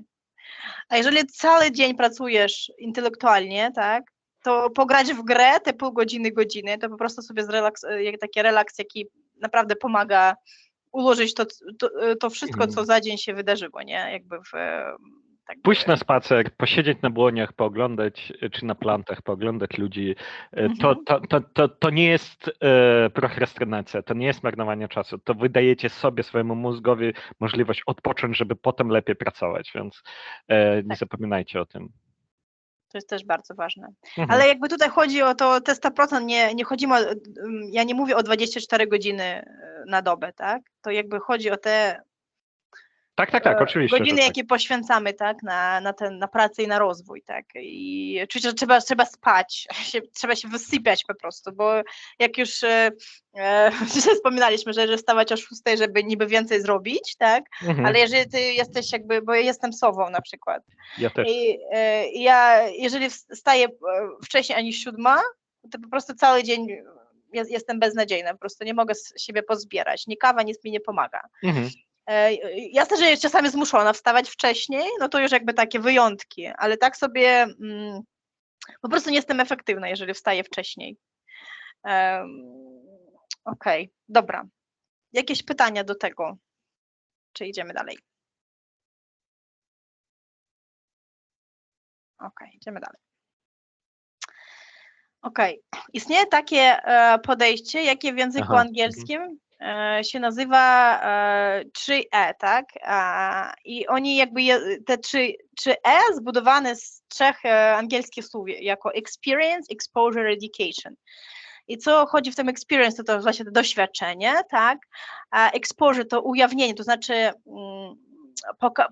pokazanie siebie, ujawnienie siebie innym, nie? I edukacja, tak? I tutaj właśnie to same te 70, 20, 10%, to znaczy te 70, 20, 10% jakby się rozkłada, tak? Na tak niby to samo, co na poprzednim slajdzie, tylko jakby takie w szczegóły już wchodzimy. I że 70% jakby naszych działań skierowany na rozwój i my uczymy się w tej swojej roli, jaką teraz podejmujemy. I możemy się uczyć przez jakby pracę, wolontariaty, różne staże, pracę w różnych funkcjach, to znaczy pracę w różnych działach na przykład. Bo u nas w UBS istnieje coś takiego, jako się nazywa shadowing, tutaj się to jest napisane, to shadowing, tak, to znaczy shadow po angielsku to cień, tak, to po prostu sobie stajesz cienio kogoś, znaczy patrzysz, jak Polacy mówią, patrzysz na rękę, tak, patrzysz jak ktoś coś robi, to taki shadowing, tak. Tak, ja o tym chciałam powiedzieć, bo to akurat tego doświadczyłem sam, w sensie ja robiłem ten shadowing. Bardzo dużo można się nauczyć. Patrząc, po prostu będąc obok kogoś, kto jest zawodowcem, kto jest ekspertem, kto jest profesjonalem w tym, co robi i patrząc, jak on wykonuje tę pracę, jak organizuje sobie dzień, jak organizuje sobie zadania. Na przykład byłem pod wrażeniem w innym projekcie dawno temu, człowiek, jak on sobie organizował, wypisywał zadania na dzisiaj, zadania na jutro, miał dedykowany plik do tego, gdzie to wszystko sobie rozpisywał, żonglował i tak dalej. Ja z jednej strony byłem pod wrażeniem, wydawało mi się, widziałem, jak on bardzo efektywnie tego używa, a potem próbowałem i mi na przykład nie udało się to zrobić w ten sposób. Ja nie potrafiłem tą wiedzę zaaplikować na swój styl, na swoją osobowość i tak dalej, więc nie zawsze wszystkiego, czego się nauczycie i tam wam się wydaje, że fajne, musicie też umieć z tego tam aplikować w swoim życiu, bo czasem to nie działa, ale przynajmniej wiecie, że po pierwsze tak może być, po drugie wiecie, co na was nie działa, to jest też super mega ważna wiedza, wiedzieć jak funkcjonujecie i jakie rzeczy umiecie lub nie umiecie robić, tak? Czy tam potraficie, nie potraficie. Więc ja na przykład to, jak on zarządzał taskami i to, jak on zarządzał swoim dniem, ja musiałam to zorganizować sobie inaczej niż on, ale jak na przykład rozmawiał z klientem, albo organizowywał spotkania, albo jak stawiał zadania dla zespołu i tak dalej, to na przykład ja sobie przyjąłem i dużo z tych rzeczy używam na co dzień u siebie w pracy. Ale właśnie przez ten shadowing ja po prostu byłem takim nikiem obok. który patrzył i uczył się. Mhm. Okej, tak. I jakby w moim tym poprzednim korpo, to ten shadowing był w ogóle jakby częścią jakby wdrożenia pracownika w pracę. To było jakby to jakby shadowing to jakaś taka opcja jakby kolejnego i czegoś, a w mojej poprzedniej firmie to w ogóle po prostu częścią było tego treningu, bo mieliśmy wykłady najpierw, a potem po prostu siadałeś obok pracownika i patrzyłeś, co on robi po prostu, gdzie klika, co wpisuje, gdzie szuka informacji, w jaki sposób, to taki shadowing. Rotacja stanowisk to jest też bardzo popularne, że po prostu można sobie z kimś się powiedzmy zamienić albo poprosić, albo po prostu wykazać, ale to też nie wiem, czy to taka historia jakby tylko korpo, mi się wydaje, że nawet w małej firmie chętnie ci dadzą taką możliwość, nie wiem, zrobić jakąś inną pracę za kogoś albo komuś pomóc, nie? Jeżeli wyrabiasz ze swoją pracą na przykład. I to też jakby dla mnie rotacja stanowisk też wiąże się z tymi obowiązkami liderskimi. To jakby niekoniecznie to samo, ale może być na przykład, że no jakby na przykład ja na swoim przykładzie mogę to na przykład opowiedzieć, że ja się jakby dążę do jakiegoś takiego stanowiska project managera, takiego no większego, bo ja mam taki mały teraz projekt i jakby nie mam zespołu, tylko tak menedżuję takie procesy powiedzmy. A jeżeli mówimy o menedżowaniu całego teamu jako project managera, to po prostu jeżeli pojawia się jakaś taka możliwość, to bierzesz na siebie te obowiązki liderskie, tak? I pokazujesz, że ja potrafię to robić, że chcę to robić, jakby to po prostu zgłaszasz i to robisz. I to tym samym jakby to jakby przechodzi dla mnie w te 20% o ujawnieniu, tak? Że po prostu zgłaszasz swojemu kierownikowi, że chcesz robić czegoś innego albo powiedzmy no może nie coś innego, a po prostu rozwijać jakiś tam skill, jakieś umienie, umiejętności jakieś się rozwijać. I o tym zgłaszasz, tak, do swojego kierownika. Ale też tutaj znowu mówimy o tym mentoringu, tak, i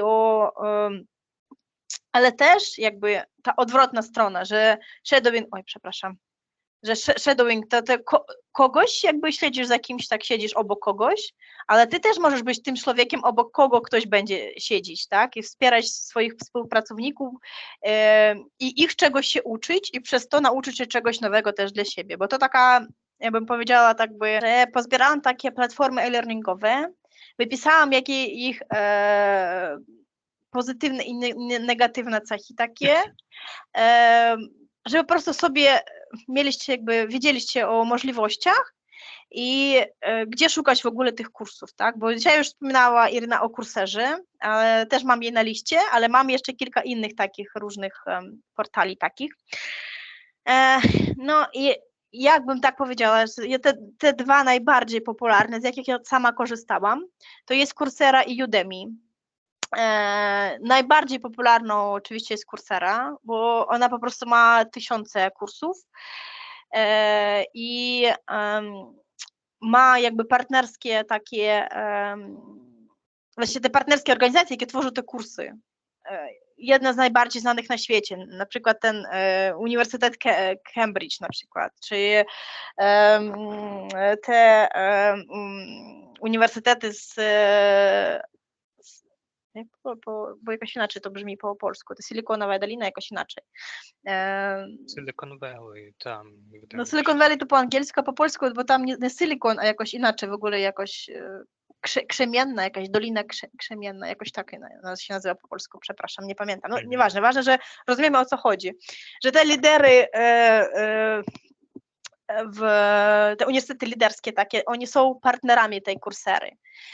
I też super opcją Coursery jest, że nie tylko można kursy sobie robić takie, a nawet sobie robić bakalaureat czy magisterskie, jakieś różne kursy, ale tam jest oczywiście takie jakby jako zwykła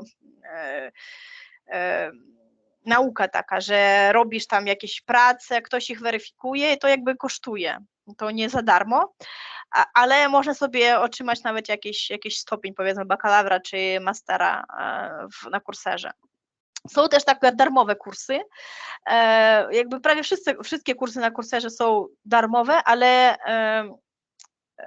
po prostu mają jakieś ograniczenia, albo nie masz dostępu do testów, tylko do materiałów, albo nie dostaniesz tego certyfikatu na koniec, jeżeli chcesz korzystać z tego jako darmowego resursu. Ale też oni mają super opcję, że to jest zweryfikowane certyfikaty i wiem, że te certyfikaty jakby się liczą się przy poszukiwaniu pracy i na nich zwracają uwagi. To nie taki certyfikat, jaki dostałeś gdzieś tam, a jakby to taki poważny certyfikat od Coursery. No i super, że oni mają swoje aplikacje na przykład i ja też korzystam z Coursery, bo my mamy dostęp do Coursery od UBS-a. Raz na pół roku można sobie poprosić taki o dostęp, jakby firma za nas płaci. Okej, i jakby... Właśnie chcę jeszcze dodać, że na przykład na tych platformach, tak, to bardzo często jest taka możliwość, że po prostu możesz pooglądać kurs, tak, Tak. i nie otrzymać potwierdzenia, że właśnie ukończyłeś ten kurs. Czasem jest, no powiem tak, bardzo często jest zablokowana opcja testów, ale wszystkie materiały, po prostu wideo, lekcje, tam PDF-y są dostępne, tak? Tak. I nawet miałem taką szansę, żeby przejść bardzo ciekawy, drogi kurs finansów i potem napisałem, że przeszedłem ten kurs, ale niestety no, nie mam certyfikatu, tak? I no, też to było zaliczone, powiedzmy tak? I na przykład są różne takie tematy na tych, że myślę, że nie obowiązkowo na przykład mieć certyfikaty z tych kursów na przykład. Można po prostu przejść przez ten kurs i nie obowiązkowo mieć finalny, powiem tak, certyfikat, że masz na przykład z personalnego rozwoju, że ty ukończyłeś ten kurs, tak? Ponieważ albo, że masz na przykład certyfikat o tym, jak pisać maile efektywnie w języku angielskim, coś w takim rodzaju, tak? Ale zdobywasz tę wiedzę po prostu w końcu, no, bez certyfikatu, no i okej. Tak. Okej. Czym też się Coursera różni się, że ma poziomy tych kursów, że jest kursy takie dla podstawowe, takie średnio zaawansowane i takie eksperckie, powiedzmy, 3 poziomy. Dlatego jakby w minusach tego czasami, że wymagana wcześniejsza wiedza dla tych kursów, dla części kursów. Ale też mi tak się wydaje, że to podstawową wiedzę też można zdobyć przez Courserę, jakby dla tych kolejnych. I co mi jeszcze podoba bardzo, że oni mają career paths, takie ścieżki kariery na Courserze, że mają kilka kursów i dostajesz jakby certyfikat za kurs. Ja na przykład zrobiłam taki kurs z project managementu od Google'a, a teraz robię analizę danych też od Google'a taki. I to cykl dla project managera to było cykl 5 kursów, z jakich 4 to takie informacje podstawowe, a 5.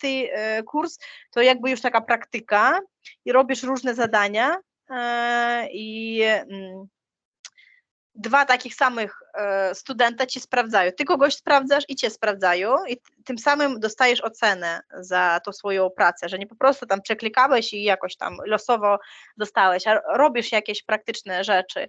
Tak samo z analizą danych teraz na Courserze ja jakby robię takie analizy danych za pomocą SQL-a na przykład, jakby też ale tam już system sprawdza na przykład, ale jakby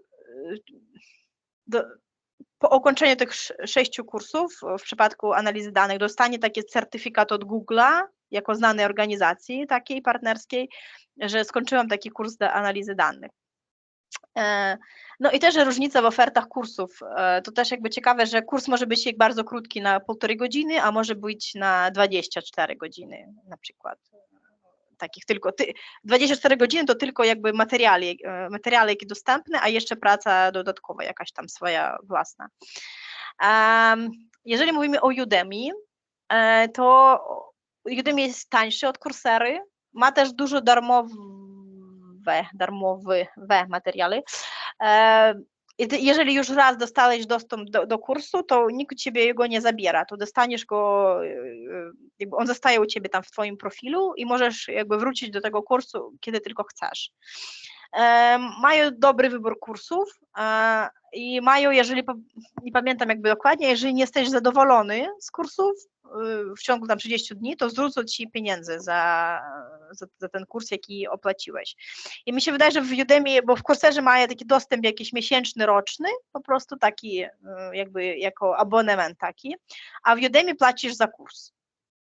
Ale jakoś tanio. Ja pamiętam, że kupiłam jakiś kurs za 39 zł, jakiś taki, jakoś matematykę taką chciała sobie, bo chcę się rozwijać też w tym kierunku analizy danych i z tym pracuję teraz. Potrzebowała troszeczkę takiej matematyki, matematycznej bazy i sobie kupiłam taki kurs na Udemy z matematyki po prostu. Okej.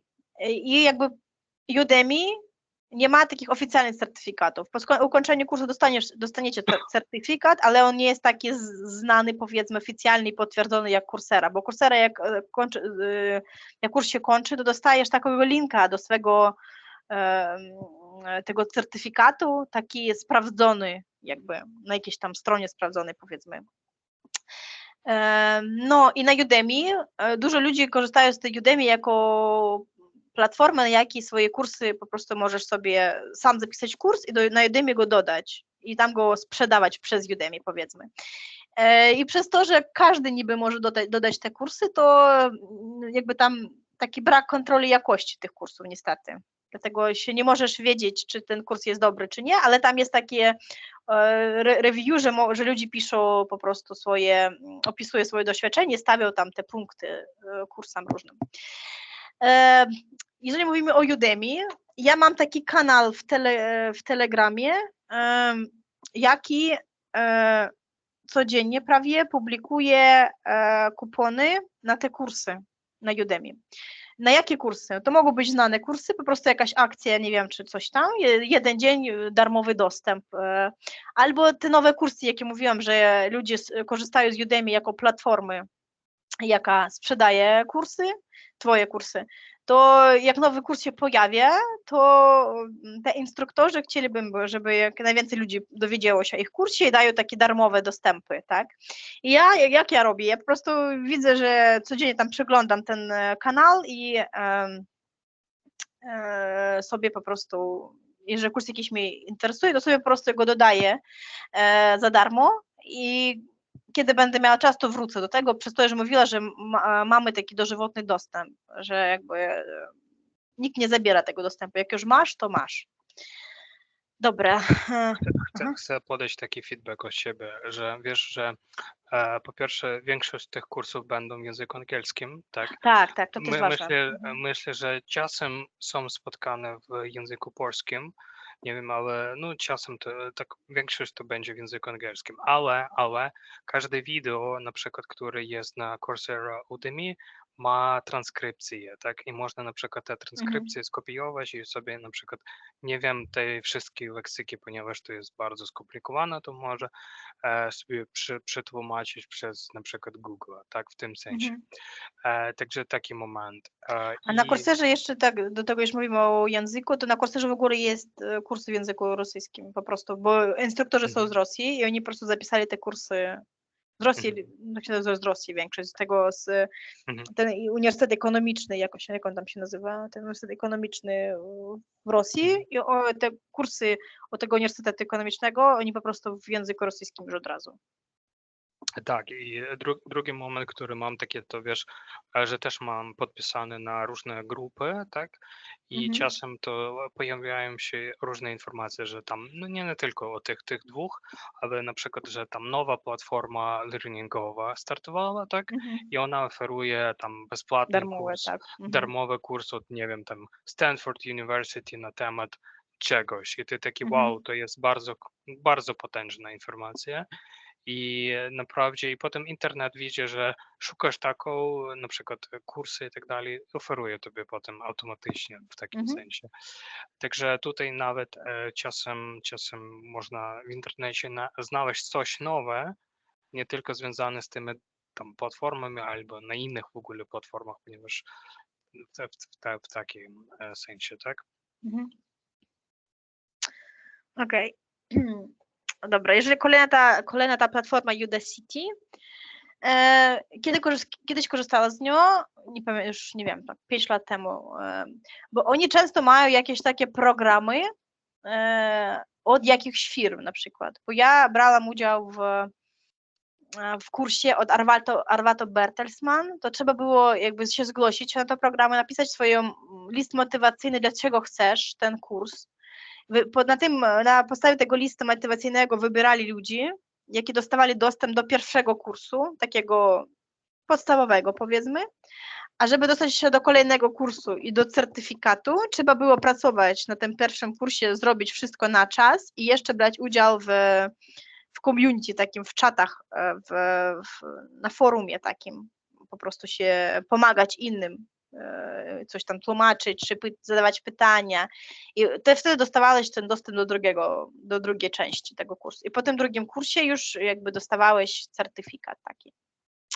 Dlatego jakby ten Udacity, oni mają bardzo ograniczone tematy, co jest jakby minusem tej platformy, ale te kursy jakby bardzo wysokiej jakości i partnerzy tych kursów jest znani na całym świecie. To jest takim też plusem, ale ja nie wiem, ja nie pamiętam, gdzie ja znalazłam tą informację, ale chyba na ten Udacity, jeżeli tam się podpisać na jakieś wiadomości, to będziesz dostawał na pocztę o tych programach po prostu informacje. Okej, ale też oni mają darmowe kursy, to właśnie takie bardzo podstawowe. Jeżeli chcecie po prostu się zrozumieć, czy jakiś temat wam bliski, jakiś nowy dla was, to może sobie takie kursy zrobić na tym Udacity. Istnieje też jakby jeszcze takie trzy platformy, oni już nie tak bardzo znane i mają mniejszą ilość kursów, aniż w porównaniu do tego Udemy, Coursera. Jakby i tutaj też możecie widzieć, że też ma jakieś swoje wady i zalety każdy z tych platform. Nawet LinkedIn ma swój LinkedIn Learning. Wcześniej to ten LinkedIn Learning to się nazywało, chciałam szybko powiedzieć, Linda. Była taka platforma learningowa, się nazywała Linda, ale LinkedIn jej wykupił i te wszystkie kursy od Lindy teraz jakby na tym LinkedIn Learning. I też polecam, bo oni dają miesiąc darmowego dostępu, taka wersja próbna i robisz ile kursów, ile chcesz po prostu, ile da się zrobić sobie za ten miesiąc, nie ma ograniczeń, robisz te darmowe kursy w ciągu miesiąca, a potem to już jakby, jeżeli chcesz przedłużyć ten dostęp, to płacisz, ale też LinkedIn proponuje darmowe kursy. Ja nie wiem, od czego to zależy, bo czasami otrzymuję to w tym swojej w tych takich w notification dostaję te darmowe kursy, że na podstawie moich zainteresowań mi proponują taki kurs za darmo na przykład. Ale jakby tematy jakby różne. I to zawsze proponują nie jakieś takie kursy, jak na Courserze mówiliśmy, że certyfikat, nie wiem, jakiś taki bardzo znany, a jakieś takie krótkie kursy, 1,5–2 godzinki czasami może być, nie wiem, na przykład jak radzić sobie ze stresem, albo ja nie wiem, co tam, teraz bardzo jest popularna emocjonalna inteligencja, taki kurs na przykład. To jeżeli mówimy o LinkedIn Learning. Jeżeli mówimy o edX, to oni też mają certyfikaty, dużo darmowych kursów, ale mają też jakby ograniczoną liczbę tematów. Tutaj jakby ja pokazuję te wszystkie platformy, bo przecież każdy z nas ma różne doświadczenie i różne kierunki, tak, swojego rozwoju. Dlatego jakby po prostu sobie możecie sprawdzić, przejść przez te platformy. Nie wiem, czy tylko jak zrobimy. Ja mogę podesłać jakby listę tych linków po prostu do czata, tak, i będziecie sobie sprawdzać jakby potem. I tak nie wiem, Olek, czy będziemy te prezentacje potem szerować, czy nie? Myślę, że Oksini mówił, że będą, tak? Tak, ponieważ będzie jakiś egzamin i dlatego tak, egzamin, właśnie. także trzeba po prostu, żeby mieć możliwość właśnie, wiesz, przejść. Także tak. Takie mam pytanie, czy chcecie już dzisiaj, czy poczekacie na tą prezentację, te linki do platform? Dzisiaj mam podesłać, czy w Dzisiaj. czacie? okej. Jeżeli jest Dobra, to ja po prostu teraz nie mogę wyjść z tego trybu prezentacji. Jak się skończy prezentacja, wyjdę z prezentacji, to podeślę tego do czatu. Ja mogę Ale albo ty, tak? spróbować. Możesz sobie otworzyć po prostu tak, to prezentację sobie skopiować. Dobra, dziękuję. Ja tylko chcę powiedzieć, że właśnie dzięki temu, że pracujemy zdalnie i właśnie bardzo wielki kryzys związany z koronawirusem, tak, mamy to, że nawet u nas zaczęło pracować taka forma uczenia jak przez te platformy learningowe, tak? Na przykład mamy w języku ukraińskim taki wielki portal, nazywa się Prometheus, tak? Tak. I tam sprawdzałem wczoraj i na przykład są różne oferty od nie wiem, tam ekologii do jakiejś nauki społecznej, od, wiesz, jak radzić stresem do budżetu domowego, od, nie wiem, tam tam nie praca, a kursy po księgowości do Excelu. I właśnie czasem na przykład czuję, że za ciężki kurs języka angielskim, no to może po prostu otworzyć i zobaczę, że hej, na przykład tam są kursy popularnych brandów, tak, ale już przetłumaczone na język ukraiński, tak? I na ile pamiętam, to wszystkie kursy są bezpłatne, także można zrobić dla siebie na przykład, tak? Też tam są możliwości otrzymania tego certyfikatu oczywiście, ale na przykład kiedy chcesz coś takie swoje, zrozumiałe w języku ukraińskim, z dostępem na zawsze, ponieważ te platformy czasem dają dostęp, czasem zabierają dostęp, na przykład zagraniczny, tak, to tutaj mamy po prostu te offer Prometheus w języku ukraińskim też jest. Tak, zapomniałam o tym, że istnieje, tak. Jakby celem moim tutaj pokazać te możliwości takie dla wszystkich, tak, że bo Prometheus to super opcja, jeżeli chcecie czegoś się nauczyć i nie jest wam potrzebny, powiedzmy, certyfikat, tak, ale jak już mówiliśmy wcześniej, że czasami jakby, jeżeli szukacie pracy w innej dziedzinie po prostu, że czego nie macie w swoim doświadczeniu, w tym w CV, to przyłożyć jakiś certyfikat i można je sobie po prostu złapać dzięki tym różnym akcjam, tym promo różnym, promkam, to sobie złapać takie jakieś kursy i zrobić ich darmowe na te.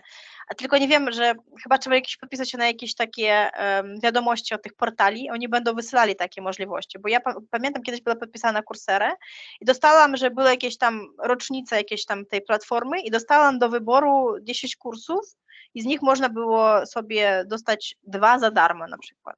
Do tego wyboru. Ja robiłam sobie kiedyś kurs tej właśnie sztucznej inteligencji i machine learninga. Taki podstawowy, ale jak już mówiłam, że można sobie zrozumieć, czy to coś ci pasuje, czy nie pasuje ten temat. Okej, no jakby tutaj powiem szczerze, że LinkedIn Learning korzystałam, z edX korzystałam, a Skillshare nie korzystałam, ale wiem, że to jest taka też bardzo popularna platforma. Ale też niestety jakby minusem tej platformy jest, że jakby niska jakość kursów, bo nikt nie kontroluje tej jakości, chociaż jakby jakie mam podejście, że jeżeli chcemy podstawową jakąś wiedzę taką teoretyczną, to jakby idziemy na Udemy, na Courserę, ale czasami jest potrzebna jakaś praktyka, tak? I w takim przypadku przydają się takie małe platformy jak Skillshare, że na przykład, że jeżeli dostajecie darmowy dostęp i po prostu wybieracie sobie kurs, jaki, nie wiem, jakiś projekt tam już w tym kursie. Nie robicie to teorię, bo jej już znacie jakby, tak, a robicie to praktykę i to, co można sobie potem pokazać jako doświadczenie na przykład. W moim przypadku raczej chodzi o tej analizę danych, czy jakimś programowaniu, tak, dla analizy danych, ale można jakby sobie zrobić taki praktyczny jakiś projekt po prostu. Okej, i tutaj jakby te 2 slajdy takie dla wszystkich powiedzmy, na różne tematy, najróżniejsze, że na przykład ta Coursera czy Udemy mają nawet kursy językowe, może się nauczyć języka hiszpańskiego przez Courserę na przykład, czy Udemy. Też jakby nie zapominamy też o YouTube w tym wszystkim, bo to nie jest taka platforma e-learningowa, tak, ale bardzo dużo kursów w różnych językach, w języku ukraińskim, rosyjskim, że jeżeli trudno nam uczyć się po angielsku, ale ja preferuję język angielski przez to, że ja go znam, pierwsze, a drugie przez to, że ja pracuję w międzynarodowym środowisku. Jeżeli ja znam coś po ukraińsku czy po rosyjsku, to bardzo trudno czasami po prostu wytłumaczyć. Chodzi o to, że ja wiem, ale nie mogę tego wytłumaczyć, bo nie znam tych słów po prostu. Dlatego wolę uczyć się w języku angielskim. Ale też bym nie powiedziała, że kursy w języku angielskim lepsze od kursów w języku ojczystym naszym, ukraińskim czy rosyjskim na przykład. Niekoniecznie, że zależy od tematu. Okej. Ja się chcę dodać właśnie takie podsumowanie, może dlaczego właśnie potrzebne te certyfikaty, dlaczego te studia. Na przykład z mojego doświadczenia miałem różne spotkania i na przykład to, że mam tam bakalawrat, magisterkę ukraińskie, bardzo często na przykład podczas poszukiwania pracy, no to bardzo nie zawsze mało znaczenie dla HR-u, ponieważ one bardzo mają wiele mitów o naszej systemie edukacji, powiedzmy tak. I kiedy masz na przykład te seminary, te kursy na swoim, powiedzmy tak, CV, to czasem potwierdza, że tak, masz możliwość, tak rozumiesz w języku angielskim i możesz dogadać, możesz donieść tę informację, która potrzebna dla korporacji, tak? Także nie pamiętam, czy mówiła, ale że można dodawać właśnie na swój LinkedIn profil te seminary, te kursy, które na przykład były przez te e-learningowe platformy, tak? I Tak. też można dodawać do CV, ale do CV tak jest taka rada, żeby nie dodawać kursy mniej, czym na przykład 5-6 godzin, ponieważ no to jakby nie zawsze jakby jest taki sensowny dla niektórych HR-ów, że tam na przykład na 2 godziny tam dodałeś jakiś kurs, że na przykład na machine learning, tak? I one tak, żeby chociażby jeden dzień, to jakby 7-8 godzin spędziłeś na tym kursie na przykład, tak? No i Albo wtedy jeżeli to można... seria kursów, nie po prostu napisać, że seria tak. kursów z, nie wiem, machine learninga, tak? I tam po prostu może albo sobie w nawiasie tam napisać jakieś te szczegóły jakieś, albo po prostu jakby podsumować, tak. Albo na przykład, tak jak mówiłeś, że ścieżka karierowa i tam na przykład LinkedIn, na przykład księgowość i tam postawa księgowości, tak, w takim sensie. I potem, kiedy na przykład HR zapytają, to możesz dodać określony taki list z na przykład, co jest właśnie w tej ścieżce księgowości albo postaw finansów i tak dalej, tak by rozpisać więcej, tak? Okej. No ten ostatni slajd, on taki specyficzny. To te trzy platformy takie dla tego, żeby się uczyć programowania albo no takich technicznych rzeczy. Jakby tylko IT tutaj tematy podejmuje się. Na tym pierwszym, na Data Camp, jakby uczymy się tylko tej data science, to znaczy, że pracę z różnymi danymi, tak, z datą. Code Academy Pluralsight to takie kursy specyficzne w różnych językach, jakby kursy ograniczone do kodowania, do IT, jakby na tych dwóch platformach. Ale to jakby Aleksiej już nie ma, no może on by tam potwierdził nam, bo wiem, że jeżeli robię, bo te dwie platformy, te Code Academy i Pluralsight jest bardzo podobne w planie kodowania, przez to, że tam jest taki jakiś filmik i ty kodujesz niby z tym człowiekiem, jaki tobie ten kurs prowadzi, jakby w tym samym tak to zrobione, że ty niby jakby się uczysz jakby w klasie. Nie tak, że czegoś się czytasz i czegoś próbujesz, a jakby kodujesz z kimś. Tak samo z tym Data Camp w ogóle ciekawe tam zbudowane, że uczysz się przez jakby tę teorię napisana i tam po prostu takie pola, gdzie wpisujesz swój kod i jakby od razu sprawdzasz go na przykład po teorii, po tym. Jakby także bardzo polecam, jeżeli chcecie rozwijać się w tym analizie danych, ten Data Camp, korzystam z tej strony internetowej. No i to tyle, co chciałabym powiedzieć na temat tych platform.